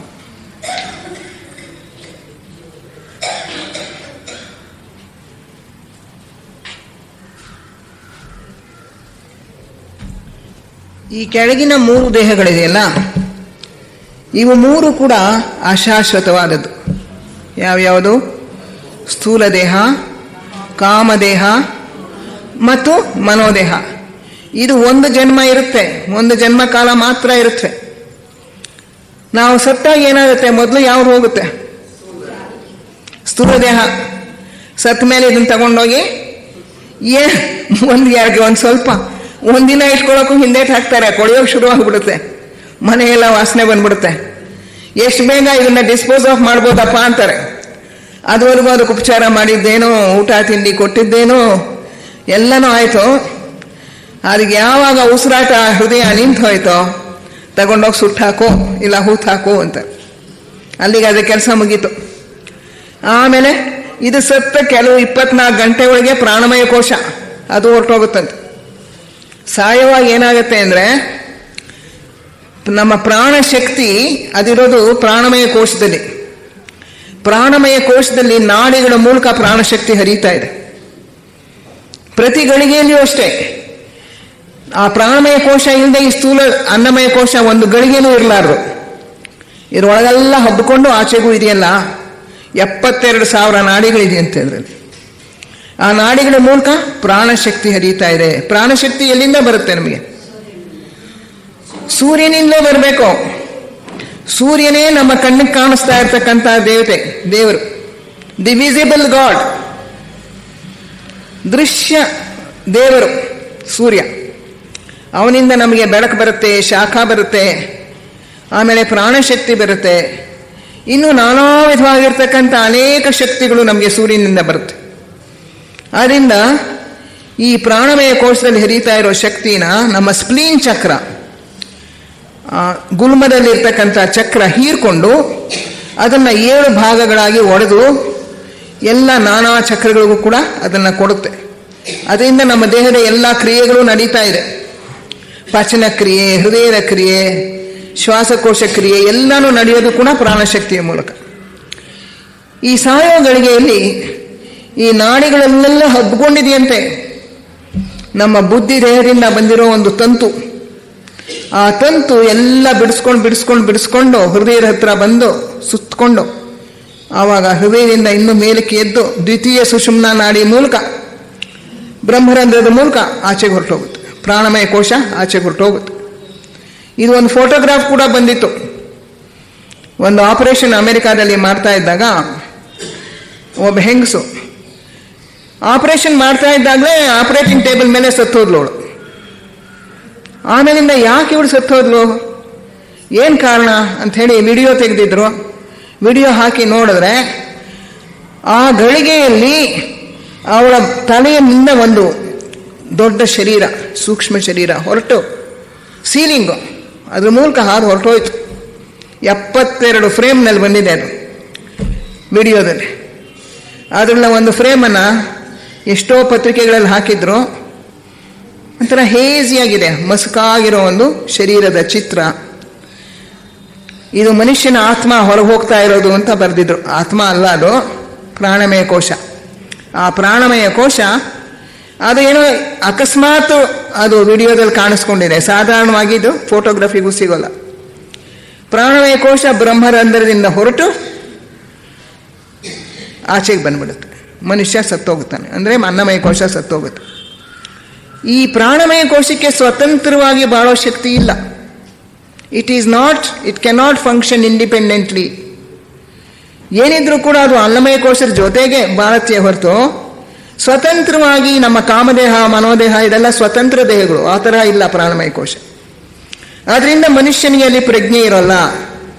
ಮನುಷ್ಯನ ಪ್ರಜ್ಞೆ ಈಗ ಸ್ಥೂಲ ದೇಹದಿಂದ ಪ್ರಾಣಮಯ ಕೋಶಕ್ಕೆ ಬಂದ್ಬಿಟ್ಟಿದೆ. ಪ್ರಾಣಮಯ ಕೋಶಕ್ಕೆ ಸ್ವತಂತ್ರವಾಗಿ ಕೆಲಸ ಮಾಡೋ ಚೈತನ್ಯ ಇಲ್ಲ. ಅದರಿಂದ ಅವನು ಅಜ್ಞಾನಾವಸ್ಥೆಯಲ್ಲಿ ಇರ್ತಾನೆ. ಇದು 24 ಗಂಟೆ ಒಳಗೆ ವಿಘಟಿತವಾಗಿಬಿಡುತ್ತಂತೆ ಪ್ರಾಣಮಯ ಕೋಶ. ನಾರ್ಮಲ್ ಆಗಿ, ಸಾಮಾನ್ಯವಾಗಿ ನಾವು ಅದಕ್ಕೇನು ಮಾಡದೆ ಹೋದರೆ 24 ಗಂಟೆಯಲ್ಲಿ ಅದು ವಿಘಟಿತವಾಗಿಬಿಡುತ್ತೆ, ಡಿಕಂಪೋಸ್ ಆಗಿಬಿಡುತ್ತೆ. ಮನುಷ್ಯನ ಪ್ರಜ್ಞೆ ಕಾಮದೇಹದಲ್ಲಿ ಎಚ್ಚರಗೊಳ್ಳುತ್ತೆ. ಆದರೆ ಕೆಲವು ಸಲ ಏನಾಗುತ್ತೆ, ಅದಕ್ಕೋಸ್ಕರ ಇದನ್ನ ಮನುಷ್ಯನ ಶರೀರವನ್ನು ಸುಡೋದು ಒಳ್ಳೆಯದು ಅಂತಾರೆ. ಹೂತ್ರ ಏನಾಗುತ್ತೆ ಅಂದರೆ ಪ್ರಾಣಮಯ ಈ ಸ್ಥೂಲ ದೇಹದ ಯಾವ ಅಂಗ ಕೊಳಿತಾ ಬರುತ್ತೋ ಪ್ರಾಣಮಯ ಕೋಶದ ಆಯಾ ಅಂಗ ಕೊಳಿತಾ ಬರುತ್ತಂತೆ ನಿಧಾನ. ಈ ಸ್ಥೂಲ ದೇಹ ಅನ್ನಮಯ ಕೋಶ ಪೂರ್ತಿ ಕೊಳೆತು ಹೋಗೋವರೆಗೂ ಆ ಪ್ರಾಣಮಯ ಕೋಶವೂ ನಿಧಾನವಾಗಿ ಕೊಳಿತಾ ಇರುತ್ತೆ. ಅದಕ್ಕೋಸ್ಕರ ಯೋಗ ದೃಷ್ಟಿ ಇರೋರು ಹೇಳ್ತಾರೆ, ಸುಟ್ಟು ಬಿಡೋರು ಒಳ್ಳೆಯದು, ಬೇಗ ಸತ್ತು ಹೋಗ್ಬಿಡುತ್ತೆ ಪ್ರಾಣಮಯ ಕೋಶನೂ ಅಂತ. ಅಲ್ಲದೆ ಎನ್ವಿರನ್ಮೆಂಟಲ್ ಆ ದೃಷ್ಟಿಯಿಂದಲೂ ಕೂಡ ಸುಟ್ಟು ಬಿಡೋದು ಕೆಲವು ದೃಷ್ಟಿಯಿಂದ ಒಳ್ಳೆಯದು. ಇರಲಿ, ಅದು ನಿಧಾನವಾಗಿ ಕೊಳೆತರೂ ಕೂಡ ಮನುಷ್ಯನ ಪ್ರಜ್ಞೆ ಅಲ್ಲಿರೋದಿಲ್ಲ, ಅದು ಕಾಮದೇಹಕ್ಕೆ ಹೊರಟೋಗಿರುತ್ತೆ. 24 ಗಂಟೆ ಒಳಗೆ ಕಾಮದೇಹದಲ್ಲಿ ಮನುಷ್ಯನಿಗೆ ಹೆಚ್ಚಾಗುತ್ತೆ. ಕೆಲವು ಸಲ ಮಾತ್ರ ಕೆಲವರು ಈ ಭೂಲೋಕದ ಜೀವನಕ್ಕೆ ಭದ್ರವಾಗಿ ಅಂಟ್ಕೊಂಡ್ಬಿಟ್ಟಿರ್ತಾರೆ. ಅವರಿಗೆ ಇಲ್ಲಿ ಊಟ ತಿನಿಸು ಇದ್ರ ಮೇಲೆ ಆಸೆ ಇರ್ಬೋದು. ದಿನಾಗಲೂ ಜಿಲೇಬಿ ತಿನ್ನೋರು, ಅಥವಾ ದಿನ ಗುಂಡಪ್ಪನ ಹೋಟ್ಲಿಗೆ ಹೋಗಿ, ಈಗಲೂ ಇದೆಯೇನೋ ಗೊತ್ತಿಲ್ಲ. ನಾನು ಹಾಸ್ಟೆಲ್ನಲ್ಲಿ ವಾರ್ಡನ್ ಆಗಿದ್ದಾಗ ಮಕ್ಕಳಿಗೆ ತಿಂಡಿ ತರೋಕ್ಕೋಸ್ಕರ ಹೋಗ್ತಾ ಇದ್ದೆ. ಬೇಕಾದಷ್ಟು ಜನ ಬರೋರು. ಒಂದು ಜಿಲೇಬಿ ಕೊಡಪ್ಪ, ಜಾಮೂನ್ ಕೊಡಪ್ಪ, ದಮ್ ರೋಟ್ ಕೊಡಪ್ಪ ಅಂತ ತಗೊಂಡು ಒಂದು ಮೂಲೆಗೆ ಹೋಗಿ ತಿನ್ಬಿಡೋರು. ಒಂದಿನ ನಾನು ಒಬ್ಬನ ಕೇಳಿದೆ, ಏನ್ರಿ ನೀವೊಬ್ಬರೇ ತಿಂತಾ ಇದ್ದೀರಲ್ಲ, ಮನೆಗೆ ತೊಗೊಂಡು ಹೋಗೋಲ್ವ ಅಂತ. ಮನೆಗೆ ತೊಗೊಂಡು ಹೋಗೋಕೆ ನಮಗೆ ಕಾಸಿಲ್ಲ ಮೇಡಮ್, ನಾವಿಲ್ಲಿ ಬಂದು ತಿನ್ಕೊಂಡು ಹೋಗ್ಬಿಡ್ತೀವಿ ಅಷ್ಟೇ. ಎಷ್ಟು ಸ್ವಾರ್ಥತೆ! ರುಚಿಗೋಸ್ಕರ ಹುಡುಕೊಂಡು ಪ್ರತಿದಿನ ಅಲ್ಲಿ ಬಂದು ತಿಂದ್ಕೊಂಡು ಹೋಗ್ತಾರೆ. ಈ ರೀತಿ ಬಹಳವಾಗಿ ಯಾವುದಾದ್ರೂ ರುಚಿಗೆ ಅಂಟ್ಕೊಂಡಿರೋರು, ಅಥವಾ ಹೆಂಡ ಕುಡಿಯೋ ಒಂದು ಚಟ ಇದ್ದವರು, ಅಥವಾ ಯಾವುದೋ ಒಂದು ಹಣಕ್ಕೋ ಏನಕ್ಕೋ ಹೂತಿಟ್ಬಿಟ್ಟಿರ್ತಾರೆ, ಹೇಳಿರೋಲ್ಲ ಮನೇಲಿ. ಅಂಥದ್ದು ಒಂದು ಯೋಚನೆ ಮನಸ್ಸಿನಲ್ಲಿ ಇದ್ದು ಬಿಟ್ಟರೆ ಪ್ರಬಲವಾದ್ದು, ಅವರೇನು ಮಾಡ್ತಾರೆ, ಆ ಪ್ರಾಣಮಯ ಕೋಶನ ಭದ್ರವಾಗಿ ಹಿಡ್ಕೊಂಡ್ಬಿಡ್ತಾರೆ. ಅದು ವಿಘಟಿತವಾಗೋದಕ್ಕೆ ಬಿಡೋದಿಲ್ಲ. ಭದ್ರವಾಗಿ ಹಿಡ್ಕೊಂಡು ಅದಕ್ಕೆ ಸ್ವಲ್ಪ ಸ್ಥೂಲ ಪ್ರಕೃತಿನೂ ಸೇರಿಸ್ಕೊಂಡು ಕಾಣಿಸ್ಕೋತಾರೆ. ಘೋಸ್ಟಾಗಿ, ಪಿಶಾಚಿಯಾಗಿ ಕಾಣಿಸ್ಕೋತಾರೆ. ಪ್ರೇತ ಅಂತೀವಿ, ಧೂತ ಅಂತೀವಿ. ಅಂಥದ್ದು ಅಪರೂಪ, 1000ಕ್ಕೊಂದು ಆಗಲ್ಲ, ಯಾರು ಹೆದರ್ಕೊಂಬೇಡಿ. ಆದರೆ ಇಂಥದ್ದು ಕಂಡಾಗ ಆವಾಗ ನಾವು ಏನು ಮಾಡಬೇಕು, ಸ್ವಲ್ಪ ಅನುಕಂಪದಿಂದ ವಿಚಾರಿಸೋದಕ್ಕೆ ಸಾಧ್ಯವಾದರೆ ವಿಚಾರಿಸ್ಬೋದು. ಏನು ನಿನ್ನ ಆಸೆ, ಏನು ಯಾತಕ್ಕೋಸ್ಕರ ಇಲ್ಲಿದೆಯಾ ಅಂತ ಕೇಳಿ ಸಾಧ್ಯವಾದಷ್ಟು ಅವ್ರನ್ನ ಬಿಡಿಸೋಕ್ಕೆ ಪ್ರಯತ್ನ ಪಡ್ಬೋದು. ಇನ್ನೇನು ಆಗಲಿಲ್ಲ ಅಂದರೆ ಪ್ರಾರ್ಥನೆ ಮಾಡ್ಬೋದು, ದೇವರೇ ಇವರಿಗೆ ಸಹಾಯ ಮಾಡು, ಅವರಿಂದ ಅದಕ್ಕಿಂತ ಬಿಡುಗಡೆ ಆಗಲಿ ಅಂತೇಳಿ. ನಮ್ಮ ಸೋದರತೆ ಮೈ ಮೇಲೆ ಬರ್ತಾಯಿತ್ತು ಒಂದು ಪಿಶಾಚಿ. ಬಂದ್ಬಿಟ್ಟು ಕೋಸಂಬರಿ ಕೊಡು, ಪಾನಕ ಕೊಡು. ಇಷ್ಟು ಕೋಸಂಬರಿ, ಹೆಸರುಬೇಳೆ ಕೋಸಂಬರಿ ತಿಂದ್ಬಿಟ್ಟು ಒಂದು ಚೊಂಬಿನ ತುಂಬ ಪಾನಕ ಕುಡಿದ್ಬಿಟ್ಟು ಹೊರಟೋಗ್ತಾ ಇತ್ತಂತೆ ಬಿಟ್ಬಿಟ್ಟು. ಆಮೇಲೆ ಮಲಯಾಳದಿಂದ ಮಂತ್ರವಾದಿಯನ್ನು ಕರ್ಕೊಂಬಂದು ಬಿಡಿಸಿದೆ ಅಂತ ಹೇಳಿ ನಮ್ಮ ತಾತ ಹೇಳ್ತಾಯಿದ್ರು. ಇನ್ನು ಇದು ನಿಜ, ಇದೆಲ್ಲ ಪೂರ್ತಿ ಸುಳ್ಳಲ್ಲ. ಈ ರೀತಿಯಾಗಿ ಕೆಲವು ಕಡೆ ಗೋಸ್ಟ್ಗಳು, ಪಿಶಾಚಿಗಳು ಕಾಣಿಸ್ಕೊಳ್ಳೋದು, ಮೈ ಮೇಲೆ ಬರೋದು, ಇದು ನಿಜವಾದದ್ದು. ಅದು ಯಾತಕ್ಕಾಗತ್ತೆ ಅಂದರೆ ವಿಪರೀತವಾದಂಥ ಅಂಟುಕೊಳ್ಳುವಿಕೆ, ಸ್ಥೂಲ ದೇಹಕ್ಕೆ ಭದ್ರವಾಗಿ ಅಂಟ್ಕೊಂಡ್ಬಿಡೋದ್ರಿಂದ ಈ ಥರ ಸಂಭವಿಸುತ್ತೆ. ಅಲ್ಲೇ ಒದರ್ಕೊಂಡ್ಬಿಡ್ಬೇಕು. ಯಾವ ಆಸೆನೂ ಪ್ರಬಲವಾಗಿ ಇಟ್ಕೋಬಾರ್ದು. ಊಟ ತಿಂಡಿ ಅಥವಾ ಹಣ ಅಥವಾ ಮನೆ ಮನೆಗೆ ಭದ್ರವಾಗಿ ಅಂಟ್ಕೊಂಡ್ಬಿಟ್ರವರು ಪ್ರಾಯಶಃ ಅಲ್ಲೇ ಪಿಶಾಚಿಯಾಗಿ ಓಡಾಡ್ತಾ ಇರ್ಬೋದು. ಅದರಿಂದ ಯಾವುದಕ್ಕೂ ಒಂದು ಅನಿತ್ಯವಾಗಿರ್ತಕ್ಕಂಥ ಈ ವಸ್ತುಗಳಿಗೆ ಅಟ್ಯಾಚ್ಮೆಂಟ್, ವ್ಯಾಮೋಹ ಇರಬಾರ್ದು. ಈ ಕಾಮದೇಹಕ್ಕೆ ಹೋಗ್ಬಿಟ್ಟ ಮೇಲೆ ಏನಾಗುತ್ತೆ ಮನುಷ್ಯನಿಗೆ? ಕಾಮದೇಹದ ಜೀವನ ಗರುಡ ಪುರಾಣದಲ್ಲಿ ಹೇಳಿರೋ ಹಾಗೆ ಭಯಂಕರವಾಗಿಲ್ಲ. ಇಲ್ಲಿಗಿಂತಲೂ ಕೂಡ ಚೆನ್ನಾಗಿದೆ ಅಂತಾರೆ ಲೆಡ್ಬಿಟದವರು, ಆನಿಬೆಸೆಂಟ್ರು. ಸಾಮಾನ್ಯ ಮನುಷ್ಯನಿಗೆ ಕಾಮದೇಹದಲ್ಲಿ ಇಲ್ಲಿಗಿಂತಲೂ ಸುಖವಾಗಿರುತ್ತೆ. ಯಾಕೆಂದರೆ ಶರೀರದ ಭಾರ ಇಲ್ಲ, ತೂಕ ಇಲ್ಲ, ಎಲ್ಲಿ ಬೇಕಾದ್ರೆ ಅಲ್ಲಿ ತೇಲ್ಕೊಂಡು ಹೋಗ್ಬೋದು. ಅಂಡಾಕಾರದಲ್ಲಿರುತ್ತಂತೆ ನಮ್ಮ ಕಾಮದೇಹ.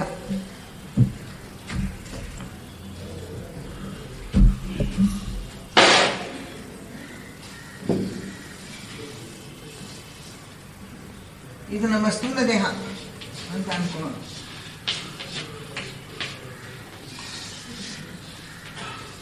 ಇದ್ರ ಸುತ್ತಲೂ ಅಂಡಾಕಾರದಲ್ಲಿ ಕಾಮದೇಹ, ಅದ್ರ ಸುತ್ತಲೂ ರೂಪದೇಹ, ಅದರ ಸುತ್ತಲೂ ಕಾರಣದೇಹ, ಅದರ ಸುತ್ತಲೂ ಬುದ್ಧಿದೇಹ.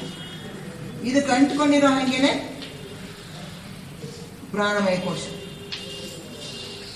ಪ್ರಾಣಮಯ ಕೋಶ ಸ್ಥೂಲ ದೇಹ ಒಂದೇ ಆಕೃತಿ. ಇದು ನಮ್ಮ ಕಾಮದೇಹ, ಇದು ಮನೋದೇಹ, ಇದು ಕಾರಣದೇಹ, ಇದು ಬುದ್ಧಿದೇಹ.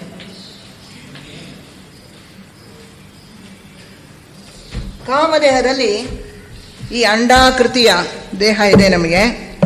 ಅದರೊಳಗಡೆ ಮನುಷ್ಯನ ಆಕೃತಿನೂ ಇದೆ, ಗುರ್ತು ಹಿಡಿಬೋದು. ಇಲ್ಲಿ ಬಟ್ಟೆ ಹಾಕ್ಕೊಂಡಂಗೆ ಅವರು ಅಲ್ಲೂ ಬಟ್ಟೆ ಹಾಕ್ಕೋತಾರೆ.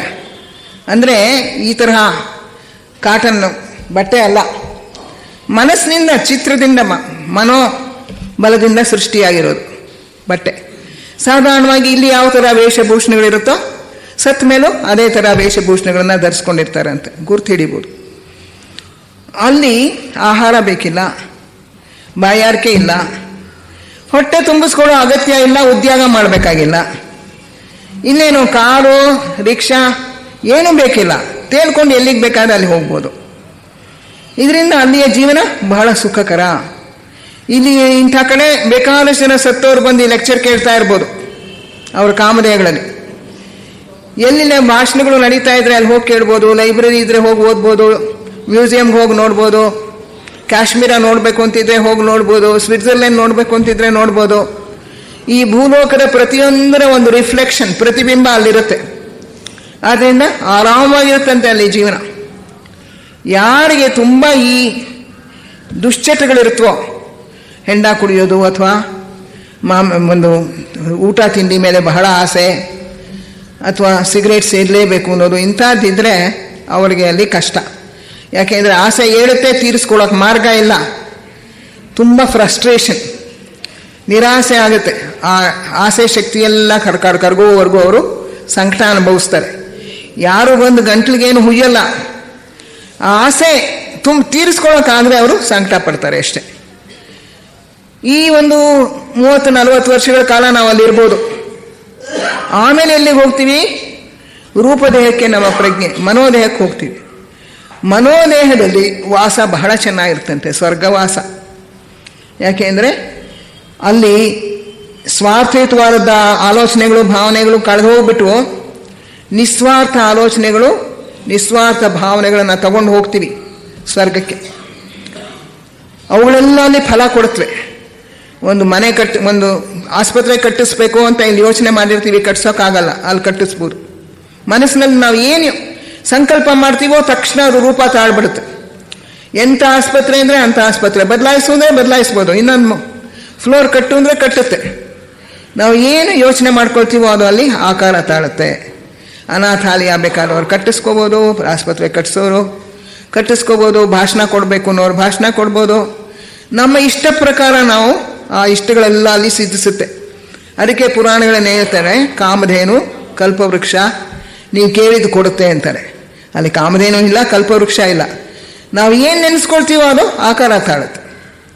ಮನುಷ್ಯ ಅಲ್ಲಿ ಸುಮಾರು 700-800 ವರ್ಷ, 1000 ವರ್ಷದವರೆಗೂ ಆನಂದವಾಗಿರ್ತಾನೆ.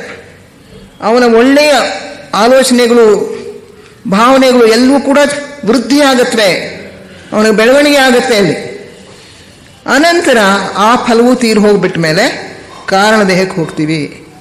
ಈ 3 ದೇಹಗಳು ಕೂಡ ಅಶಾಶ್ವತ, ಒಂದೊಂದು ಜನ್ಮಕ್ಕೂ ಸತ್ತು ಹೋಗುತ್ತೆ. ಮೊದಲು ಸ್ಥೂಲ ದೇಹ ಸಾಯುತ್ತೆ, ಆಮೇಲೆ ಕಾಮದೇಹ ಸಾಯುತ್ತೆ, ಆಮೇಲೆ ಮನೋದೇಹ ಸಾಯುತ್ತೆ.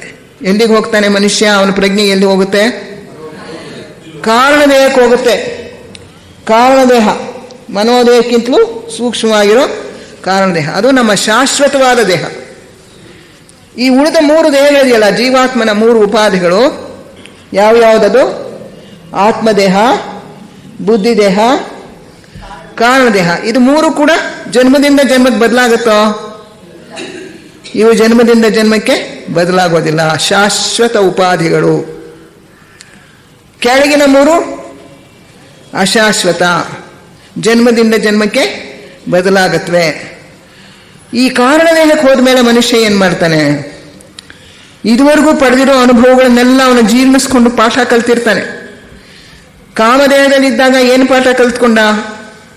ಕೋಪ ಮಾಡ್ಕೊಳ್ಳೋದು ತಪ್ಪು, ಯಾವ ದುಶ್ಚಟಗಳು ಇಟ್ಕೊಳ್ಳೋದು ತಪ್ಪು, ಸ್ವಾರ್ಥತೆ ತಪ್ಪು, ಇದರಿಂದ ಎಲ್ಲ ನನಗೆ ದುಃಖ ಉಂಟಾಗತ್ತೆ ಅನ್ನೋದನ್ನ ಕಲ್ತಿರ್ತಾನೆ. ರೂಪದೇಹದಲ್ಲಿ ಏನು ಪಾಠ ಕಲ್ತಿದ್ದಾನೆ? ಒಳ್ಳೆ ಆಲೋಚನೆಗಳು ಮಾಡೋದು ಒಳ್ಳೆಯದು, ಇನ್ನಷ್ಟು ಒಳ್ಳೆಯ ಆಲೋಚನೆಗಳನ್ನು ಮಾಡ್ತೀನಿ ನಾನು, ಇನ್ನಷ್ಟು ಜನರಿಗೆ ಉಪಕಾರ ಮಾಡ್ತೀನಿ ಅನ್ನೋ ಬುದ್ಧಿ ಬೆಳೆದಿರುತ್ತೆ. ಈ ಎಲ್ಲದರ ಸಾರವನ್ನು ಅವನು ಅಲ್ಲಿ ಕೊಡ್ತಾನೆ ಕಾರಣದೇಹಕ್ಕೆ. ರೂಪದೇಹ ಸಾಯೋದಕ್ಕೆ ಮೊದಲು ದೇಹಾತ್ಮ ತಾನು ಕಲಿಸಿರುವ ಪಾಠನೆಲ್ಲ, ಅದರ ಸಾರವನ್ನೆಲ್ಲ ಕಾರಣದೇಹಕ್ಕೆ ಒಪ್ಪಿಸ್ಬಿಟ್ಟು ದೇಹಾತ್ಮ ಹೊರಟೋಗ್ತಾನೆ. ಅದರಿಂದ ಸಾಯೋ ಆ ರೂಪದೇಹವನ್ನು ಬಿಡೋದಕ್ಕೆ ಮೊದಲು, ನಾವು ಕಾರಣದೇಹಕ್ಕೆ ಪ್ರವೇಶ ಮಾಡೋದಕ್ಕೆ ಮೊದಲು ಆ ಪಾಠ ಸಾರ ಎಲ್ಲ ಕಾರಣದೇಹಕ್ಕೆ ಕೊಟ್ಟುಬಿಟ್ಟು ನಮ್ಮ ಈ ಕೆಳಗಿನ 3 ದೇಹಗಳು ಕೂಡ ಮಾಯ ಆಗಿಬಿಡ್ತು. ಅಂದರೆ ರೂಪದೇಹ ಮಾಯ ಆಗುತ್ತೆ ಕೊನೆಯಲ್ಲಿ. ಕಾರಣದೇಹದಲ್ಲಿದ್ದಾಗ ಸುಮಾರು ಸಾಮಾನ್ಯ ಮನುಷ್ಯರು 10-15 ವರ್ಷ ಇರ್ಬೋದು. ತುಂಬ ಬೆಳೆದಿರೋರಲ್ಲಿ ಒಂದು 50 ವರ್ಷ, 100 ವರ್ಷ, 150 ವರ್ಷ ಇರ್ತಾರಂತೆ. ಅಲ್ಲಿದ್ದಾಗ ಅಲ್ಲಿಯ ಸ್ಪಂದಗಳು ಬಹಳ ವೇಗವಾದ ಸ್ಪಂದಗಳು, ಶುದ್ಧ ಮನಸ್ಸು, ಅದು ದೇವತೆಗಳು ಋಷಿಗಳು ಎಲ್ಲ ಇರ್ತಕ್ಕಂಥ ಜಾಗ. ಅಲ್ಲಿ ಮನುಷ್ಯನಿಗೆ ಅವನ ಆತ್ಮನಿಂದ ಸ್ಫುರಣೆಗಳು ಬರ್ತಾ ಇರುತ್ತೆ, ಜೀವಾತ್ಮನಿಂದ ಆತ್ಮಧೈರ್ಯದಿಂದಲೂ ಸ್ಫುರಣೆಗಳು ಬರ್ತಾ ಇರುತ್ತೆ. ಅವನಲ್ಲಿರ್ತಕ್ಕಂಥ ಸತ್ಶಕ್ತಿಗಳು ವೃದ್ಧಿಯಾಗತ್ವೆ. ಜೊತೆಗೆ ಕಾರಣದೇಹದಲ್ಲಿ ನಮ್ಮ ಹಿಂದಿನ ಎಲ್ಲ ಜನ್ಮದ ನೆನಪುಗಳು ಇರುತ್ತವಂತೆ. ಅದು ಜನ್ಮದಿಂದ ಜನ್ಮಕ್ಕೆ ಬರ್ತಲ್ಲ, ಅದು ಹೋಗಲ್ವಲ್ಲ, ನಾಶ ಆಗೋಲ್ವಲ್ಲ. ಈಗ ನಾನು ಇದುವರೆಗೂ ಒಂದು ಮನುಷ್ಯ ಜನ್ಮ ಸಾಧಾರಣ ಜೀವನದ ಗುರಿಯನ್ನು ಮುಟ್ಟೋಕೆ ಮೊದಲು 777 ಜನ್ಮ ತಗೋತಾರೆ ಅಂತ ಹೇಳ್ತಾರೆ ಒಬ್ಬ ಮನುಷ್ಯ ಸಾಧಾರಣ. ಈಗ ನಾವು ಈಗಾಗಲೇ ಒಂದು 500 ಜನ್ಮ ಕಳೆದಿರ್ಬೋದು. ಈ 500 ಜನ್ಮದ ಸ್ಮೃತಿನೂ ಕೂಡ ಈ ಕಾರಣದೇಹದಲ್ಲಿ ಇರುತ್ತೆ. ನಾವು ಕಾಡು ಮನುಷ್ಯರಾಗಿ ಹುಟ್ಟಿದಾಗಿಂದ ಇದುವರೆಗೂ ಏನೇನು ಜನ್ಮಗಳು ಎತ್ತಿದೀವೋ ಎಲ್ಲದರ ನೆನಪುಗಳು ಕಾರಣದೇಹದಲ್ಲಿರುತ್ತೆ. ಜೊತೆಗೆ ಸ್ವಲ್ಪ ಊರ್ಧ್ವ ದೃಷ್ಟಿಯಿಂದ ನೋಡಿದಾಗ ಆ ವಿಶ್ವ ಮನೋಲೋಕದಲ್ಲಿ ಇರ್ತಕ್ಕಂಥ ಇವನ ಆದರ್ಶ ರೂಪ ಅವನ ಕಾಣಿಸ್ಕೊಡುತ್ತೆ. ಆರ್ಕಿಟೈಪ್ ಅಂತ ಪ್ಲೇಟೋ ಕರೆದಿದ್ದಾನೆ. ನಾವು ಕೊನೆಯಲ್ಲಿ ಜೀವನ್ಮುಕ್ತರಾದ ಮೇಲೆ ಯಾವ ಒಂದು ರೂಪದಲ್ಲಿರ್ತೀವಿ, ಯಾವ ಒಂದು ಸ್ಥಿತಿಯಲ್ಲಿರ್ತೀವಿ, ನಮ್ಮಲ್ಲಿ ಯಾವ್ಯಾವ ಸಾಮರ್ಥ್ಯಗಳು ಬೆಳೆದಿರುತ್ತವೆ, ಮನುಷ್ಯ ಯಾವ ರೀತಿಯಲ್ಲಿ ದೇವರ ಒಬ್ಬ ಕಿಂಕರನಾಗಿರ್ತಾನೆ, ಆ ಒಂದು ಆದರ್ಶ ರೂಪ ಜೀವನ್ಮುಕ್ತನಾದಾಗ ನಾವು ಯಾವ ಸ್ಥಿತಿಯಲ್ಲಿ ಇರ್ತೀವಿ ಅನ್ನೋ ಒಂದು ರೂಪ ಅವನಿಗೆ ಕಾಣಿಸ್ಕೊಳ್ಳುತ್ತೆ. ಆಗ ಅವನು ಅಂದ್ಕೊಳ್ತಾನೆ, ಅಯ್ಯೋ ನನ್ನಲ್ಲಿ ಇನ್ನೂ ಇಷ್ಟೊಂದು ದೋಷಗಳಿದೆಯಲ್ಲ, ಈ ರೂಪ ಎಷ್ಟು ಸುಂದರವಾಗಿದೆ, ಇದರಲ್ಲಿ ನಾನು ಒಬ್ಬ ಪರಿಪೂರ್ಣ ಎಂಜಿನಿಯರ್ ಆಗಿದ್ದೀನಿ, ಅಥವಾ ನಾನು ಒಬ್ಬ ಪರಿಪೂರ್ಣ ಡಾಕ್ಟರ್ ಆಗಿದ್ದೀನಿ, ಅಥವಾ ಪರಿಪೂರ್ಣ ಸಂಗೀತಗಾರನಾಗಿದ್ದೀನಿ, ಚಿತ್ರಗಾರನಾಗಿದ್ದೀನಿ, ನನ್ನಲ್ಲಿ ಇನ್ನೂ ಎಷ್ಟೊಂದು ಕಲಿಯೋದಿದೆ, ಎಷ್ಟೊಂದು ದೋಷಗಳಿವೆ, ಕೋಪ ಇದೆ, ಸ್ವಾರ್ಥತೆ ಇದೆ, ಇದು ಎಷ್ಟು ಪರಿಶುದ್ಧವಾಗಿದೆ, ನಾನು ಈ ತರಹ ಆಗಬೇಕಲ್ಲ, ಇನ್ನೊಂದು ಜನ್ಮ ತಗೊಳ್ಳೋಣ, ಇನ್ನಷ್ಟು ಅನುಭವಗಳನ್ನು ಪಡ್ಕೊಳ್ಳೋಣ ಅಂತ ಹೇಳಿ ಮುಂದಿನ ಜನ್ಮಕ್ಕೆ ಸಿದ್ಧ ಆಗ್ತಾನೆ. ಪುನಃ ಹೊಸ ರೂಪದೇಹ ಕಟ್ಕೊಂಡು, ಹೊಸ ಕಾಮದೇಹ ಕಟ್ಕೊಂಡು, ಸ್ಥೂಲ ದೇಹ ಅವನಿಗೆ ಕರ್ಮದೇವತೆಗಳು ಸಿದ್ಧ ಮಾಡ್ತಾರೆ, ಅಲ್ಲಿ ಹುಟ್ಟುತ್ತಾನೆ. ಹೀಗೆ ನಾವು ಇದಿಷ್ಟು ದೇಹಗಳನ್ನು ಉಪಯೋಗಿಸ್ತಾ ಇದ್ದೀವಿ. ಕಾರಣದೇಹವು ಸ್ವಲ್ಪ ಮಟ್ಟಿಗೆ ಬೆಳೆದಿದೆ, ಪೂರ್ತಿ ಬೆಳೆದಿಲ್ಲ ನಮ್ಮಲ್ಲಿ, ಸ್ವಲ್ಪ ಮಟ್ಟಿಗೆ ಬೆಳೆದಿದೆ. ಇನ್ನು ಅದಕ್ಕಿಂತ ಸೂಕ್ಷ್ಮವಾಗಿರೋ ಬುದ್ಧಿದೇಹ ಬರೀ ರೂಪರೇಷೆಗಳಿರ್ಬೋದು, ಒಂದು ಔಟ್ಲೈನ್, ಹೊರಗಿನ ಒಂದು ಕವಚ ಬಂದಿರ್ಬೋದು, ಎಲ್ಲೋ ಒಳಗಡೆ ಅಲ್ಲೊಂದು ಇಲ್ಲೊಂದು ಒಂದೊಂದು ಸಲ ಸ್ಫೂರ್ತಿಗಳು ಹೇಳ್ತಾ ಇರುತ್ತೆ, ಸ್ಪಂದಗಳು ಅಷ್ಟೇ. ಬುದ್ಧಿದೇಹದಲ್ಲಿ ಸ್ವಾರ್ಥತೆಗೆ ಪ್ರವೇಶ ಇಲ್ಲ, ಕಾರಣದೇಹದಲ್ಲೂ ಇಲ್ಲ. ಕಾರಣದೇಹಕ್ಕೆ ನಮ್ಮ ಪ್ರಜ್ಞೆಯನ್ನು ನಾವು ಏರಿಸ್ಬಿಟ್ರೆ ಅಲ್ಲಿ ಸ್ವಾರ್ಥತೆ ಇಲ್ಲ, ನಿಸ್ವಾರ್ಥತೆ, ನಿಸ್ವಾರ್ಥ ಜೀವನ. ನಮ್ಮ ರೈಟ್ ಬ್ರೈನ್ ಅಂತಿರಲ್ಲ, ಬಲಮೆದುಳು, ಈ ಬಲಮೆದುಳಿನ ಮೂಲಕ ಈ ದೇಹಗಳ ಪ್ರಜ್ಞೆ, ಊರ್ಧ್ವ ಲೋಕದಲ್ಲಿರೋ ದೇಹಗಳ ಪ್ರಜ್ಞೆ, ಕಾರಣ ದೇಹದ ಪ್ರಜ್ಞೆ,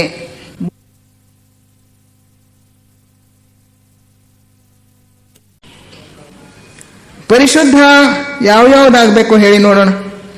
ಯಾವ್ಯಾವ ದೇಹಗಳನ್ನು ನಾವು ಪರಿಶುದ್ಧ ಮಾಡ್ಕೋಬೇಕು? ಸ್ಥೂಲ ದೇಹ, ಕಾಮದೇಹ, ಮನೋದೇಹ ಅಷ್ಟೇ. ಇನ್ನು ಉಳಿದ 3 ದೇಹಗಳನ್ನು ನಾವು ಶುದ್ಧ ಮಾಡ್ಕೋಬೇಕಾದ್ದಿಲ್ಲ. ಯಾಕೆಂದ್ರೆ ಅಲ್ಲಿ ಅಶುದ್ಧತೆ ಇಲ್ಲವೇ ಇಲ್ಲ, ಪ್ರವೇಶವೇ ಇಲ್ಲ, ಮಾಲಿನ್ಯಕ್ಕೆ ಪ್ರವೇಶವೇ ಇಲ್ಲ. ಕಾರಣದೇಹ, ಬುದ್ಧಿದೇಹ, ಆತ್ಮದೇಹದಲ್ಲಿ ಸ್ವಾರ್ಥತೆ ಇಲ್ಲ, ಅಹಂಕಾರ ಇಲ್ಲ, ವಿಶಾಲವಾದ ದೃಷ್ಟಿ, ಏಕತೆಯ ಮನೋಭಾವ, ಅದರಿಂದ ಅಲ್ಲಿ ಅಶುದ್ಧ ಇಲ್ಲವೇ ಇಲ್ಲ. ಆದರೆ ಅವು ಖಾಲಿ ಗೂಳ್ಳೆ ಇದ್ದಂಗಿದೆ, ಇನ್ನು ತುಂಬಿಸ್ಕೋಬೇಕು. ಮಸಲಿಲ್ಲ, ಅದಕ್ಕೆ ಮಾಂಸ್ಕಂಡು ಇಲ್ಲ, ಏನೂ ಇಲ್ಲ, ಬೆಳೆದಿಲ್ಲ. ಅಂದರೆ ಇಲ್ಲಿ ಹೆಂಗೆ ಮಾಂಸ್ಕಂಡ ಅಲ್ಲ, ಸ್ಪಂದಗಳನ್ನು ಉತ್ಪತ್ತಿ ಮಾಡೋ ಶಕ್ತಿ, ಸಾಮರ್ಥ್ಯಗಳು, ಬಣ್ಣಗಳು ತುಂಬಬೇಕು. ಈಗ ನಮ್ಮ ಕಾಮದೇಹ ಹೇಗಿದೆ? ಸಾಧಾರಣವಾಗಿ ಇದೆ, ಮ್ಯಾನ್ ವಿಸಿಬಲ್ ಆ್ಯಂಡ್ ಇನ್ವಿಸಿಬಲ್ ಅಂತ ಹೇಳಿದ್ನಲ್ಲ, ಅದರಿಂದ ತೆಗೊಂಡಿರ್ತಕ್ಕಂಥ ಕೆಲವು ಚಿತ್ರಗಳು.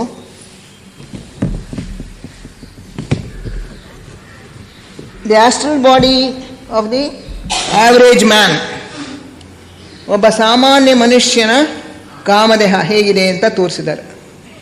ಇಲ್ಲಿ ನಿಮಗೆ ಬೇರೆ ಬೇರೆ ಬಣ್ಣಗಳು ಕಾಣುತ್ತೆ. ಇಲ್ಲಿ ಇರತಕ್ಕಂಥದ್ದು ಹಳದಿ ಬಣ್ಣ, ಅವನ ವಿಚಾರ ಶಕ್ತಿ, ತಿಳಿ ನೀಲಿ ಬಣ್ಣ, ಸ್ವಲ್ಪ ಮಟ್ಟಿಗೆ ಪ್ರೇಮ ಎಲ್ಲ ಕಾಣಿಸುತ್ತೆ. ಇಲ್ಲಿ ಕೆಳಭಾಗ, ದೇಹದ ಕೆಳಭಾಗದಲ್ಲಿ ಮಾಲಿನ್ಯ ಎಲ್ಲ ಅಲ್ಲಿರುತ್ತೆ, ಮೇಲ್ಭಾಗದಲ್ಲಿ ಶುದ್ಧ ಭಾವನೆಗಳು, ಶುದ್ಧ ಆಲೋಚನೆಗಳು. ಇಲ್ಲಿ ನೋಡಿ ಮಲಿನವಾಗಿರ್ತಕ್ಕಂಥ ಒಂಥರ ಕಂದು ಬಣ್ಣ, ಇದೆಲ್ಲನೂ ಸ್ವಾರ್ಥತೆ, ಇದು ಕೋಪ, ಇದನ್ನೆಲ್ಲ ತೋರಿಸುತ್ತೆ. ಇದು ಸಾಧಾರಣ ಮನುಷ್ಯನ ಕಾಮದೇಹ. ಅದೇನೇ ಇನ್ನೂ ನಾವು ಕಾಡು ಮನುಷ್ಯನ ಸ್ಥಿತಿಯಲ್ಲಿದ್ದಾಗ ಇಟ್ ವಾಸ್ ವರ್ಸ್. ಕಾಡು ಮನುಷ್ಯನ ಕಾಮದೇಹ ನೋಡಿ, ಇದಕ್ಕೊಂದು ಸರಿಯಾದ ಆಕಾರ ಕೂಡ ಇಲ್ಲ, ಎಲ್ಲ ಕಡೆ ಎಲ್ಲೆಲ್ಲೋ ಆಚೆಗೆಲ್ಲ ಬಂದ್ಬಿಟ್ಟಿದೆ. ಯಾವ ಬಣ್ಣ ಇದೆ? ಇದಕ್ಕೂ ಹೋಲ್ಸಿ ನೋಡಿ. ಇದರೊಳಗೆ ನೀಲಿ ಬಣ್ಣ ಇಲ್ಲ, ಹಳದಿ ಬಣ್ಣ ಇಲ್ಲ, ತಿಳಿ ಗುಲಾಬಿ ಬಣ್ಣ ಇಲ್ಲ, ಯಾವುದೂ ಇಲ್ಲ. ಎಲ್ಲೋ ಸ್ವಲ್ಪ ಹಳದಿ, ತಿಳಿ ಹಳದಿ ಸ್ವಲ್ಪನೇ. ವಿಚಾರ ಶಕ್ತಿ ಸ್ವಲ್ಪ ಬೆಳೀತಾ ಇದೆ. ಕೋಪ, ರೋಷ, ಸ್ವಾರ್ಥತೆ ಇವುಗಳೇ ತುಂಬಿಕೊಂಡಿವೆ, ಆಕ್ರೋಶ. ಕ್ರಮೇಣ ಆ ಸ್ಥಿತಿಯಿಂದ ಈ ಸ್ಥಿತಿಗೆ ಬಂದಿರ್ತಾನೆ ಸಾಧಾರಣ ಮನುಷ್ಯ. ಇನ್ನೂ ಬೆಳೆದಾಗ ಹೇಗಿರುತ್ತೆ? ಇದು ನಮ್ಮ ಕಾಮದೇಹ, ರೂಪದೇಹ ಎರಡೂ ಒಂದೇ ಥರ ಇರುತ್ತೆ. ಇದು mental body of the ordinary man, ನಮ್ಮ ಸಾಧಾರಣ ಮನುಷ್ಯನ ರೂಪದೇಹ. ಹೆಚ್ಚು ಕಮ್ಮಿ ನೋಡಿ, ಅದಕ್ಕೂ ಹೆಚ್ಚು ವ್ಯತ್ಯಾಸ ಏನಿಲ್ಲ, ಅದದೇ ಬಣ್ಣಗಳೇ ಕಾಣಿಸ್ಕೊಳ್ತು. ತಿಳಿ ಗುಲಾಬಿ ಬಣ್ಣ, ಹಳದಿ ಬಣ್ಣ, ನೀಲಿ ಬಣ್ಣ ಇವೆಲ್ಲ ಪರಿಶುದ್ಧವಾದಂಥ ಭಾವನೆಗಳು. ಕೆಳಭಾಗದಲ್ಲಿ ಎಲ್ಲ ಮಲಿನವಾದಂಥ ಭಾವನೆಗಳು, ಕೋಪ, ಮಹತ್ವಾಕಾಂಕ್ಷೆ, ಸ್ವಾರ್ಥತೆ, ಹೊಟ್ಟೆ ಕಿಚ್ಚು, ಅದೆಲ್ಲ ಕೆಳಭಾಗದಲ್ಲಿ ಕಾಣಿಸ್ಕೊತಾ ಇದೆ. ಇದೇ ನಾವು ಬೆಳೆದ್ರೆ ಒಂದು ಕೋಪ ತುಂಬ ರೋಷ, ಇಂಟೆನ್ಸ್ ಆ್ಯಂಗರ್ ಅಂತಾರೆ, ಸಿಕ್ಕಾಪಟ್ಟೆ ಕೋಪ, ಮರ್ಡರ್ ಮಾಡಿಬಿಡೋಷ್ಟು ಕೋಪ ಬಂದುಬಿಟ್ರೆ ನಮ್ಮ ಕಾಮದೇಹ ಹಿಂಗಾಗ್ಬಿಡುತ್ತಂತೆ. ಮ್ಯಾಲಿಸ್, ದ್ವೇಷ, ಪ್ರತೀಕಾರ ಮನೋಭಾವನೆ. ಟಿ ವಿನಲ್ಲಿ ಇದನ್ನೇ ಜಾಸ್ತಿ ತೋರಿಸ್ತಾರೆ, ಪ್ರತೀಕಾರ. ಆ ಪ್ರತೀಕಾರ ಮಾಡಿ ಡಿಶುಮ್ ಶುರುವಾಗುತ್ತಲ್ಲ, ಆವಾಗ ಅವನ ಕಾಮದೇಹ ಹೇಗಿರುತ್ತೆ ಅಂದರೆ ಡಾಗರ್ಸ್, ಅವನ ಕಾಮದೇಹದಿಂದಲೇ ಕತ್ತಿಗಳು ಹೊರಡ್ತಾ ಇರುತ್ತೆ. ಚುಚ್ಚಿಬಿಡ್ತೀನಿ, ಇರಿದು ಬಿಡ್ತೀನಿ ಅಂತ ಹೇಳಿ ಅವನ ಕಾಮದೇಹ ರೂಪದೇಹಗಳಿಂದ ಹೊರಡ್ತಾ ಇರುತ್ತೆ. ಈ ತರಹ ಸುಳಿಗಳು, ಇಂಥದ್ದು ಒಂದು ಸುಳಿ, ಈ ತರಹ ಒಂದು ಕಾಮದೇಹ ನಮಗೆ ಬಹಳ ರೋಷ ಬಂದ್ಬಿಟ್ಟು ಈ ರೀತಿ ಆಗಿಬಿಟ್ರೆ 24 ಗಂಟೆ ಆದರೂ ತಿರ್ಗಾದು ನಾರ್ಮಲ್ ಸ್ಟೇಟಿಗೆ ಬಂದಿರೋದು ಅಂತೆ. ಸಾಧಾರಣ 48 ಗಂಟೆ ಕಾಲ ಆಗುತ್ತಂತೆ ನಮ್ಮ ಕಾಮದೇಹ ತಿರ್ಗಾ ನಾರ್ಮಲ್ ಸ್ಟೇಟಿಗೆ ಬರಬೇಕಾದ್ರೆ. ಕೋಪಕ್ಕೆ ವಶವಾಗಬಾರ್ದು. ಅದೇ ರೀತಿ ಮನುಷ್ಯ ಮುಂದುವರಿತಾ ಸಂಸರಣೆಯಲ್ಲಿ ಅವನ ಕಾರಣದೇಹ ಹೇಗಿರುತ್ತೆ? ಈಗ ನಾನು ಹೇಳಿದೆ, ನಮ್ಮ ಕಾರಣದೇಹ ಹೆಚ್ಚು ಕಮ್ಮಿ ಖಾಲಿ ಗುಳ್ಳೆ ಇದ್ದಂಗಿರುತ್ತೆ ಅಂತ. ಈ mental body of the average man ನೋಡಿದ್ವಿ, ಸಾಧಾರಣ ಮನುಷ್ಯನ ಒಂದು ಮನೋದೇಹ. ಇದು ಬೆಳೆದ ಮನುಷ್ಯನ ಮನೋದೇಹ. ಇಲ್ಲಿರೋದು ಎಡಗೈಯಲ್ಲಿರೋದು ಬೆಳೆದ ಮನುಷ್ಯನ ಮನೋದೇಹ. Mental body of the developed man ಹೇಗಿರುತ್ತೆ ನೋಡಿ. ಇದಕ್ಕೂ ವ್ಯತ್ಯಾಸ. ಹಳದಿ ಬಣ್ಣ ಎಷ್ಟು ಜಾಸ್ತಿ ಆಗಿದೆ, ವಿಚಾರ ಶಕ್ತಿ, ಅರ್ಥ ಮಾಡ್ಕೊಳ್ಳೋ ಶಕ್ತಿ. ಅದು ಈ ಕಡೆ ಆ ಕಡೆ ನೀಲಿ ಬಣ್ಣ, ಭಕ್ತಿ, ಇಲ್ಲೆಲ್ಲನೂ ಪ್ರೇಮ. ತಿಳಿ ಗುಲಾಬಿ ಬಣ್ಣ, ತಿಳಿ ಹಸಿರು ಬಣ್ಣ, ಅನುಕಂಪ, ಕರುಣೆ. ಮೇಲ್ಗಡೆ ಮಾತ್ರವೇ ಅಲ್ಲ, ಕೆಳಗಡೆಯೂ ನೋಡಿ ಬರೀ ಪರಿಶುದ್ಧವಾದ ಬಣ್ಣಗಳೇ ಕಾಣಿಸುತ್ತೆ. ತಿಳಿ ಹಸಿರು ಬಣ್ಣ, ತಿಳಿ ಕೆಂಪು ಬಣ್ಣ. ಸ್ವಲ್ಪ ಕೋಪ ಇದೆ, ಪೂರ್ತಿ ಹೋಗಿಲ್ಲ, ಇನ್ನೂ ಉಳ್ಕೊಂಡಿದೆ. ಆದರೆ ನಮಗಿಂತ ಬಹಳ ಉತ್ತಮ ಸ್ಥಿತಿಯಲ್ಲಿದ್ದಾನೆ. ಸ್ವಾರ್ಥತೆ ಇಲ್ಲ, ಜಲಸಿ, ಹೊಟ್ಟೆ ಕಿಚ್ಚಿಲ್ಲ, ವಿಚಾರ ಶಕ್ತಿ ಎಷ್ಟೊಂದು ಪ್ರಧಾನವಾಗಿ ಬೆಳೆದಿದೆ, ಡೆವಲಪ್ಡ್ ಮ್ಯಾನ್. ಇನ್ನೂ ಮುಂದಕ್ಕೆ ಹೋದರೆ ಈಗ ನಮ್ಮ castle body of the average man, ಸಾಧಾರಣ ಮನುಷ್ಯನ ಕಾರಣದೇಹ ಹೇಗಿದೆಯಪ್ಪ ಅಂದರೆ ಈ ಥರ ಇದೆ. ಹೆಚ್ಚು ಕಮ್ಮಿ ಖಾಲಿ, ಎಲ್ಲೋ ಸ್ವಲ್ಪ ತಿಳಿ ಗುಲಾಬಿ ಬಣ್ಣ, ಸ್ವಲ್ಪ ಹಳದಿ ಬಣ್ಣ ಕಾಣಿಸ್ಕೋತಾ ಇದೆ. ಆದರೆ ಒಬ್ಬ ಮನುಷ್ಯ ಬೆಳೆದ ಮೇಲೆ ಗುರುಗಳ ಶಿಷ್ಯನಾಗೋ ಒಂದು ಯೋಗ್ಯತೆಯನ್ನು ಪಡ್ಕೊಂಡಿರ್ತಕ್ಕಂಥ ಒಬ್ಬ ಮನುಷ್ಯನ ಕಾರಣದೇಹ ಹೇಗಿದೆ ನೋಡಿ. ಇದಕ್ಕೂ ಹೋಲಿಕೆನೇ ಇಲ್ಲ. ಎಲ್ಲ ಸುಂದರವಾದಂಥ ಬಣ್ಣಗಳು, ಜೊತೆಗೆ 4 ದಿಕ್ಕಿಗೂ ಕೂಡ ಪ್ರಸರಿಸ್ತಾ ಇದೆ. ಅವನಿಂದ ಹೊರಡ್ತಾ ಇರ್ತಕ್ಕಂಥ ಸತ್ಶಕ್ತಿಗಳು, ಸ್ಪಂದಗಳು ಕಾಣಿಸುತ್ತೋ ಇಲ್ವೋ ನಿಮಗೆ ಗೊತ್ತಿಲ್ಲ. ಈ ಕಡೆ ಹೊರಡ್ತಾ ಇದೆ. ಅವನ ಪ್ರಭೆ ನೋಡಿ, ಕಾರಣದೇಹದ ಸುತ್ತ ಪ್ರಭೆ, ಸುತ್ತಲೂ ಕೂಡ ಅದು ಹರಡ್ಕೊಳ್ಳುತ್ತೆ. ಬುದ್ಧರ ಕಾರಣದೇಹದ ವಿಸ್ತೀರ್ಣ 5 ಮೈಲಿವರೆಗೂ ಇತ್ತಂತೆ. ಆ 5 ಮೈಲಿ ಆವರಣದೊಳಗೆ ಯಾರು ಬಂದರೂ ಕೂಡ ಅವರಲ್ಲಿ ಪ್ರೇಮ ಭಾವನೆ, ಸ್ನೇಹ ಭಾವನೆ, ಮೈತ್ರಿ ಭಾವನೆ, ಕರುಣೆ ಭಾವನೆ ಮೂಡ್ತಾ ಇತ್ತು. ಇದು ಒಬ್ಬ ಬೆಳೆದಿರ್ತಕ್ಕಂಥ ಮನುಷ್ಯನ ಕಾರಣದೇಹ. ಸುಂದರವಾದ ಬಣ್ಣಗಳು ಮಾತ್ರವೇ ಕಾಣಿಸ್ಕೊಳ್ಳುತ್ತೆ. ಈ ರೀತಿಯಾಗಿ ನಮ್ಮ ಬೆಳವಣಿಗೆ ಆಗ್ತಾ ನಮ್ಮ ದೇಹಗಳಲ್ಲಿಯೂ ಕೂಡ ಬೆಳವಣಿಗೆ ಕಾಣಿಸ್ಕೊಳ್ಳುತ್ತೆ. ನಾವು ಸಂಸರಣೆಯಲ್ಲಿ ಮುಂದುವರೆದ ಹಾಗೆಲ್ಲ ನಮ್ಮ ಕೆಳಗಿನ ದೇಹಗಳು ಪರಿಶುದ್ಧವಾಗ್ತಾ ಬರ್ತವೆ, ಮೇಲಿನ ದೇಹಗಳು ತುಂಬಿಕೊಳ್ತಾ ಬರ್ತವೆ, ಗಾತ್ರದಲ್ಲೂ ದೊಡ್ಡದಾಗತ್ತೆ.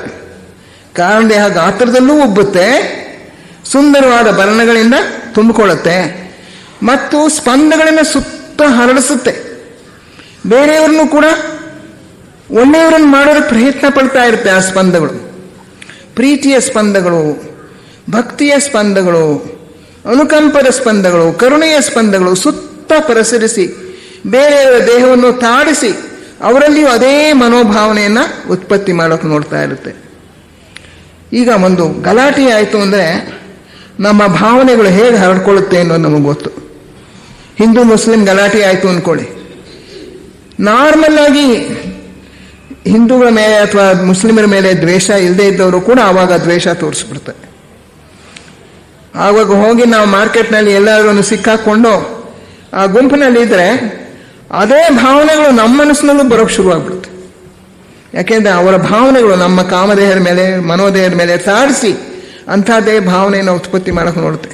ಸಾಧಾರಣ ಮನುಷ್ಯ ಆದರೆ ಅದೇ ಥರ ನಡ್ಕೊಂಡ್ಬಿಡ್ತಾನೆ.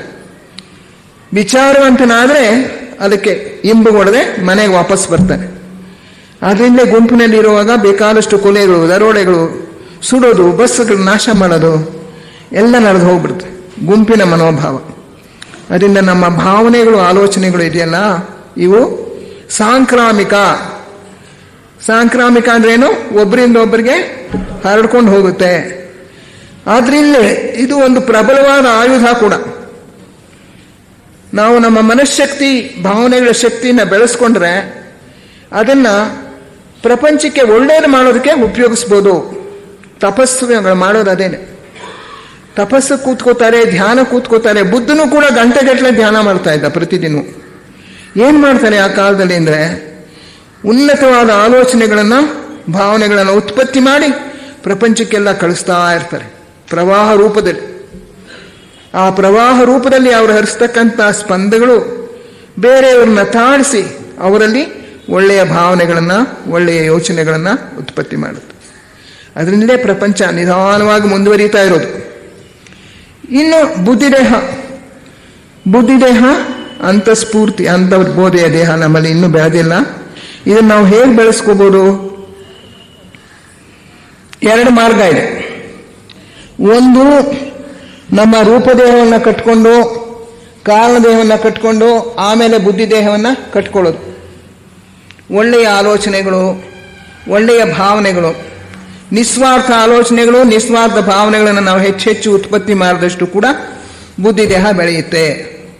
ಏಕತೆಯ ಮನೋಭಾವ ಬುದ್ಧಿದೇಹದ ಒಂದು ಪ್ರಬಲವಾದ ಲಕ್ಷಣ, ಪ್ರಾಮಿನೆಂಟ್ ಕ್ಯಾರೆಕ್ಟರಿಸ್ಟಿಕ್. ಏನು ಅಂದರೆ ಏನದು?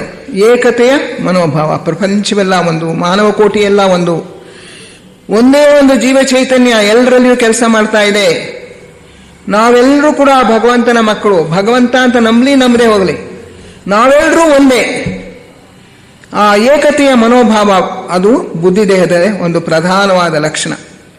ಯಾರು ಈ ಏಕತೆಯ ಮನೋಭಾವನ ಬೆಳೆಸ್ಕೊಳ್ತಾರೋ ಅವನು ನಾನು ಒಂದೇ, ಅವನಿಗೂ ನನ್ನ ಹಾಗೆ ಕಷ್ಟ ಇದೆ, ಅವನ ಕಷ್ಟಕ್ಕೆ ನಾನು ಮರಗಬೇಕು, ಅವನ ಕೋಪಕ್ಕೆ ತುತ್ತಲ್ಲ, ಇರಲಿ ನನಗೂ ಕೋಪ ಇದೆ, ಅವನನ್ನು ನಾನು ಕ್ಷಮಿಸ್ಬಿಡ್ತೀನಿ ಅಂತ ಹೇಳಿ ಈ ಒಂದು ಕ್ಷಮಾಗುಣ, ಜನರಾಸಿಟಿ, ಔದಾರ್ಯ ಇದನ್ನೆಲ್ಲ ಬೆಳೆಸ್ಕೊಳ್ತಾ ಹೋದಾಗ ಬಡವರಲ್ಲಿರತಕ್ಕಂಥ ಕಷ್ಟಕ್ಕೆ ಮರುಗಿ ನನಗೆ ಇಷ್ಟೊಂದು ಐಶ್ವರ್ಯ ಕೊಟ್ಟಿದ್ದಾನೆ ಭಗವಂತ, ನನ್ನಲ್ಲಿ ಏನಿದೆಯೋ ಅದನ್ನು ಅವ್ರಿಗೂ ಸ್ವಲ್ಪ ಹಂಚ್ಕೋತೀನಿ, ಅವರು ಸ್ವಲ್ಪ ವಿದ್ಯಾದಾನ ಮಾಡ್ತೀನಿ, ಸ್ವಲ್ಪ ವಸ್ತ್ರದಾನ ಮಾಡ್ತೀನಿ, ಅವ್ರ ಬಡ ಮಕ್ಕಳಿಗೋಸ್ಕರ ಒಂದು ಶಾಲೆ ಕಟ್ಟಿಸ್ತೀನಿ. ಈ ತರಹ ಒಂದು ಕೊಡ್ತಕ್ಕಂಥ ಮನೋಭಾವ, ಏಕತೆಯ ಮನೋಭಾವ, ಇತರರು ನಾನು ಒಂದೇ ಮನೋಭಾವನ ಬೆಳೆಸ್ಕೊಳ್ತಾ ಬುದ್ಧಿದೇಹ ಬೆಳೀತಾ ಬರುತ್ತೆ. ಈ ಬುದ್ಧಿದೇಹ ಬೆಳೆಸ್ಕೊಳ್ಳೋಕೆ ಇನ್ನೊಂದು ಮಾರ್ಗ ಏನಪ್ಪಾ ಅಂದ್ರೆ, ಕಾಮದೇಹದಿಂದ ನೇರಾಗಿ ಬುದ್ಧಿದೇಹಕ್ಕೆ ಒಂದು ಅನುರಣನ ಅಂತ. ಕಾಮದೇಹಕ್ಕೂ ಬುದ್ಧಿದೇಹಕ್ಕೂ ನೇರಾಗಿ ಒಂದು ಸಂಬಂಧ ಇದೆ. ಹಾಗೆ ನಮ್ಮ ಆತ್ಮದೇಹಕ್ಕೂ ಸ್ಥೂಲ ದೇಹಕ್ಕೂ ಒಂದು ನೇರಾದ ಸಂಬಂಧ ಇದೆ ಅಂತ. ಕಾರಣದೇಹಕ್ಕೂ ಮನೋದೇಹಕ್ಕೂ ಒಂದು ನೇರಾದ ಸಂಬಂಧ. ಅದು an indirect way. ಇದು ಕೂಡ ಇದ್ರ ಮೂಲಕನೂ ನಾವು ಬೆಳೆಸ್ಕೋಬಹುದು. ಕಾಮದೇಹದಲ್ಲಿ ಪರಿಶುದ್ಧವಾದ ಭಕ್ತಿ, ಪರಿಶುದ್ಧವಾದ ಪ್ರೇಮ, ಪರಿಶುದ್ಧವಾದ ಕರುಣೆ ಇವುಗಳನ್ನು ನಾವು ಬೆಳೆಸ್ಕೊಂಡ್ರೆ ಕ್ರಮೇಣ ಅದು ಬುದ್ಧಿದೇಹದಲ್ಲಿ ಸ್ಪಂದಗಳನ್ನು ಉತ್ಪತ್ತಿ ಮಾಡಿ ಕೆಳಗಿನ ಸ ರಿ ಗ ಮ ಪ ದ ನಿ ಸ, ಕೆಳಗಿನ ಮೇಲಿನ ಒಂದೇ ಇದು ಬರುತ್ತೆ, ಸ್ಪಂದಗಳು, ವೈಬ್ರೇಷನ್ಸ್, ಲೋಯರ್ ಪಿಚ್ ಅಷ್ಟೇ. ಆ ರೀತಿಯಲ್ಲಿ ನಮ್ಮ ಕಾಮದೇಹದಲ್ಲಿ ನಾವು ಉತ್ತಮ ಭಾವನೆಗಳನ್ನು ಬೆಳೆಸ್ಕೊಂಡ್ರೆ ಬುದ್ಧಿದೇಹದಲ್ಲಿ ಅದು ಬೆಳೆಯೋ ಪ್ರಾರಂಭ ಆಗುತ್ತೆ. ಅದು ಇನ್ನೊಂದು ಮಾರ್ಗ, ಭಕ್ತಿ ಮಾರ್ಗ. ಭಕ್ತರು ಏನು ಮಾಡ್ತಾರೆ, ಭಗವಂತನಲ್ಲಿ ಆ ಒಂದು ನಿಸ್ವಾರ್ಥವಾದಂತಹ ಪ್ರೇಮ ಭಾವ, ಅರ್ಪಣಾ ಭಾವವನ್ನು ಬೆಳೆಸ್ಕೊಂಡು ಅದ್ರ ಮೂಲಕ ತಮ್ಮ ಬುದ್ಧಿದೇಹವನ್ನು ಬೆಳೆಸ್ಕೊಂಡ್ಬಿಡ್ತಾರೆ. ಅವರಲ್ಲಿ ಮನಸ್ಸು ಅಷ್ಟು ಬೆಳೆದಿರೋಲ್ಲ. ಬುದ್ಧಿದೇಹ ಬೆಳೆದು ಬಿಟ್ಟ ಮೇಲೆ ಅಲ್ಲಿಂದ ಪ್ರಜ್ಞೆಯನ್ನು ಕೆಳಗಿಳಿಸಿ ನಿಧಾನವಾಗಿ ಮನಸ್ಸು ಕಟ್ಕೋತಾರಂತೆ. ಅದರಿಂದ ಬುದ್ಧಿ ದೇಹವನ್ನು ಬೆಳೆಸ್ಕೊಳ್ಳೋಕೆ ಭಕ್ತಿ, ಕರುಣೆ, ಪ್ರೇಮ, ನಿಸ್ವಾರ್ಥದ ಭಾವನೆಗಳು, ಜೊತೆಗೆ ಸಂಗೀತ ಕೇಳೋದು, ಕಲೆಗಳಲ್ಲಿ ಅಭಿರುಚಿ ಬೆಳೆಸ್ಕೊಳ್ಳೋದು, ಸೌಂದರ್ಯವನ್ನು, ಪ್ರಕೃತಿ ಸೌಂದರ್ಯವನ್ನು ವೀಕ್ಷಿಸೋದು, ಬೆಟ್ಟ, ಗುಡ್ಡ, ನದಿ, ಸಮುದ್ರ ಇಂತಹ ಪ್ರದೇಶಗಳಿಗೆ ಹೋಗಿ ಮೈಮರೆಯೋದು, ಆ ಏಕತೆಯ ಮನೋಭಾವವನ್ನು ಬೆಳೆಸ್ಕೊಳ್ಳೋದು. ಹೀಗೆ ಪ್ರಜ್ಞೆ ವಿಶಾಲವಾಗ್ತಾ ಆಗ್ತಾ ಆ ಬುದ್ಧಿದೇಹ ಬೆಳೆಯುತ್ತೆ. ನಮ್ಮ ಆತ್ಮದೇಹವನ್ನು ನಾವು ಹೇಗೆ ಬೆಳೆಸ್ಬೋದು? ಇಚ್ಛಾಶಕ್ತಿ, ಆತ್ಮದೇಹವೇನೆ it is the powerhouse of the universe ಅಂತಾರೆ. ಈ ಆತ್ಮಲೋಕ ಇದೆಯಲ್ಲ, ಅದು ಲೋಕಕ್ಕೆಲ್ಲ ಬೇಕಾದಂಥ ಅಧ್ಯಾತ್ಮ ಶಕ್ತಿನ ಕೊಡ್ತಕ್ಕಂಥ ಮೂಲ ಅದು. ಹಾಗೆ ನಮ್ಮ ಆತ್ಮದೇಹ ನಮ್ಮ ಪುರುಷಾತ್ಮನಿಂದ ನೇರವಾಗಿ ಹತ್ತಿರದಲ್ಲಿರ್ತಕ್ಕಂಥದ್ದು. ಆತ್ಮದೇಹ ಪುರುಷಾತ್ಮನಿಂದ ನೇರವಾಗಿ ಪ್ರಭಾವಿತವಾಗುತ್ತೆ. ನಮ್ಮ ಆಧ್ಯಾತ್ಮಿಕ ಶಕ್ತಿಯ ಕೇಂದ್ರ. ಇಚ್ಛಾಶಕ್ತಿ ಇದರ ಲಕ್ಷಣ. ಇಚ್ಛಾಶಕ್ತಿ ನಾವು ಬೆಳೆಸ್ಕೊಂಡಷ್ಟು ಆತ್ಮದೇಹ ಬೆಳೆಯುತ್ತೆ. ಸ್ಥೂಲ ದೇಹದ ಮೂಲಕ ಇದನ್ನು ಬೆಳೆಸ್ಕೋಬೋದು ಅಂತ. ಸ್ಥೂಲ ದೇಹಕ್ಕೂ ಆತ್ಮದೇಹಕ್ಕೂ ಒಂದು ನೇರಾದ ದಾರಿ ಇದೆ. ಸ್ಥೂಲ ದೇಹವನ್ನು ನಾವು ಎಷ್ಟೆಷ್ಟು ಹತೋಟಿಗೆ ತಗೊಳ್ತೀವೋ, ಯೋಗಾಸನಗಳನ್ನು ಮಾಡೋದು, ಪ್ರಾಣಾಯಾಮ ಮಾಡೋದು, ಕಷ್ಟಪಟ್ಟು ವ್ಯಾಯಾಮ ಮಾಡೋದು ನಮಗಾಗದೇ ಇದ್ರೂ ಕೂಡ, ಆ ತರಹ ನಾವು ಯಾವಾಗ ನಮ್ಮ ಇಚ್ಛಾಶಕ್ತಿ ಪ್ರಯೋಗ ಮಾಡ್ತೀವೋ, ನಮ್ಮ ರುಚಿಯ ಮೇಲೆ ಹತೋಟಿ, ನಾಲಿಗೆಯ ಮೇಲೆ ಹತೋಟಿ, ಮಾತಿನ ಮೇಲೆ ಹತೋಟಿ, ಈ ರೀತಿಯಾಗಿ ನಮ್ಮ ದೇಹಾತ್ಮನ ಮೇಲೆ ಯಾವಾಗ ನಾವು ಹತೋಟಿನ ಇಟ್ಕೊಳ್ತೀವೋ, ನಮ್ಮ ಇಚ್ಛಾಶಕ್ತಿನ ಬೆಳೆಸ್ಕೊಂಡು ಆತ್ಮದೇಹ ಬೆಳೆಯೋಕ್ಕೆ ಪ್ರಾರಂಭ ಆಗುತ್ತೆ. ಹೀಗೆ ನಮ್ಮ 7 ದೇಹಗಳನ್ನು ನಾವು ಬೆಳೆಸ್ಕೊಂಡು ಅದರೊಳಗೆ ಹುದುಗಿರ್ತಕ್ಕಂಥ ಸಾಮರ್ಥ್ಯಗಳನ್ನೆಲ್ಲ ಅಭಿವೃದ್ಧಿ ಮಾಡಿಕೊಳ್ಳೋದು ಮನುಷ್ಯ ಜೀವನದ ಗುರಿ. ಈ ಗುರಿಯನ್ನು ನಾವು ಆದಷ್ಟು ಬೇಗ ಸಾಧಿಸ್ತು ಅಂತ ಹೇಳಿದ್ರೆ ನಮ್ಮ ಜನ್ಮಗಳ ಸಂಖ್ಯೆ ಕಡಿಮೆಯಾಗ್ತಾ ಬರುತ್ತೆ. ಇದಕ್ಕೆ ಏನೇನು ಮಾರ್ಗಗಳಿವೆ? ಅಧ್ಯಾತ್ಮ ಸಾಧನೆ ಯಾವ್ಯಾವ ರೀತಿಯಲ್ಲಿ ಮಾಡ್ಬೋದು? ಶ್ರವಣ, ಈ ತರಹ ಭಾಷಣಗಳಿಗೆ ಹೋಗಿ ವಿಷಯಗಳನ್ನು ತಿಳ್ಕೊಳ್ಳೋದು, ಆಮೇಲೆ ಅವುಗಳ ವಿಷಯವಾಗಿ ಮನನ, ಆಲೋಚನೆ ಮಾಡೋದು, ಚಿಂತನೆ ಮಾಡೋದು, ಅನಂತರ ನಮ್ಮ ಜೀವನದಲ್ಲಿ ಅದನ್ನು ಅನುಷ್ಠಾನ ಮಾಡೋದು, ಪುಸ್ತಕಗಳನ್ನು ಓದೋದು, ಅಧ್ಯಯನ, ಧ್ಯಾನ ಬಹಳ ಅಗತ್ಯ. ನಮ್ಮ ಪ್ರಜ್ಞೆಯನ್ನು ಮೇಲ್ಮೇಲಕ್ಕೆ ಕ್ರಮಕ್ರಮವಾಗಿ ಸೂಕ್ಷ್ಮ ಲೋಕಗಳಿಗೆ ಏರಿಸ್ತಕ್ಕಂಥದ್ದು. ಜೊತೆಗೆ ಎಲ್ಲಕ್ಕಿಂತಲೂ ಮುಖ್ಯವಾಗಿ ಸೇವೆ ನಮ್ಮನ್ನು ಪರಿಶುದ್ಧ ಮಾಡುತ್ತೆ, ಸ್ವಾರ್ಥತೆಯನ್ನು ಕಳಚಾಕತ್ತೆ, ಏಕತೆಯ ಮನೋಭಾವವನ್ನು ಬೆಳೆಸುತ್ತೆ.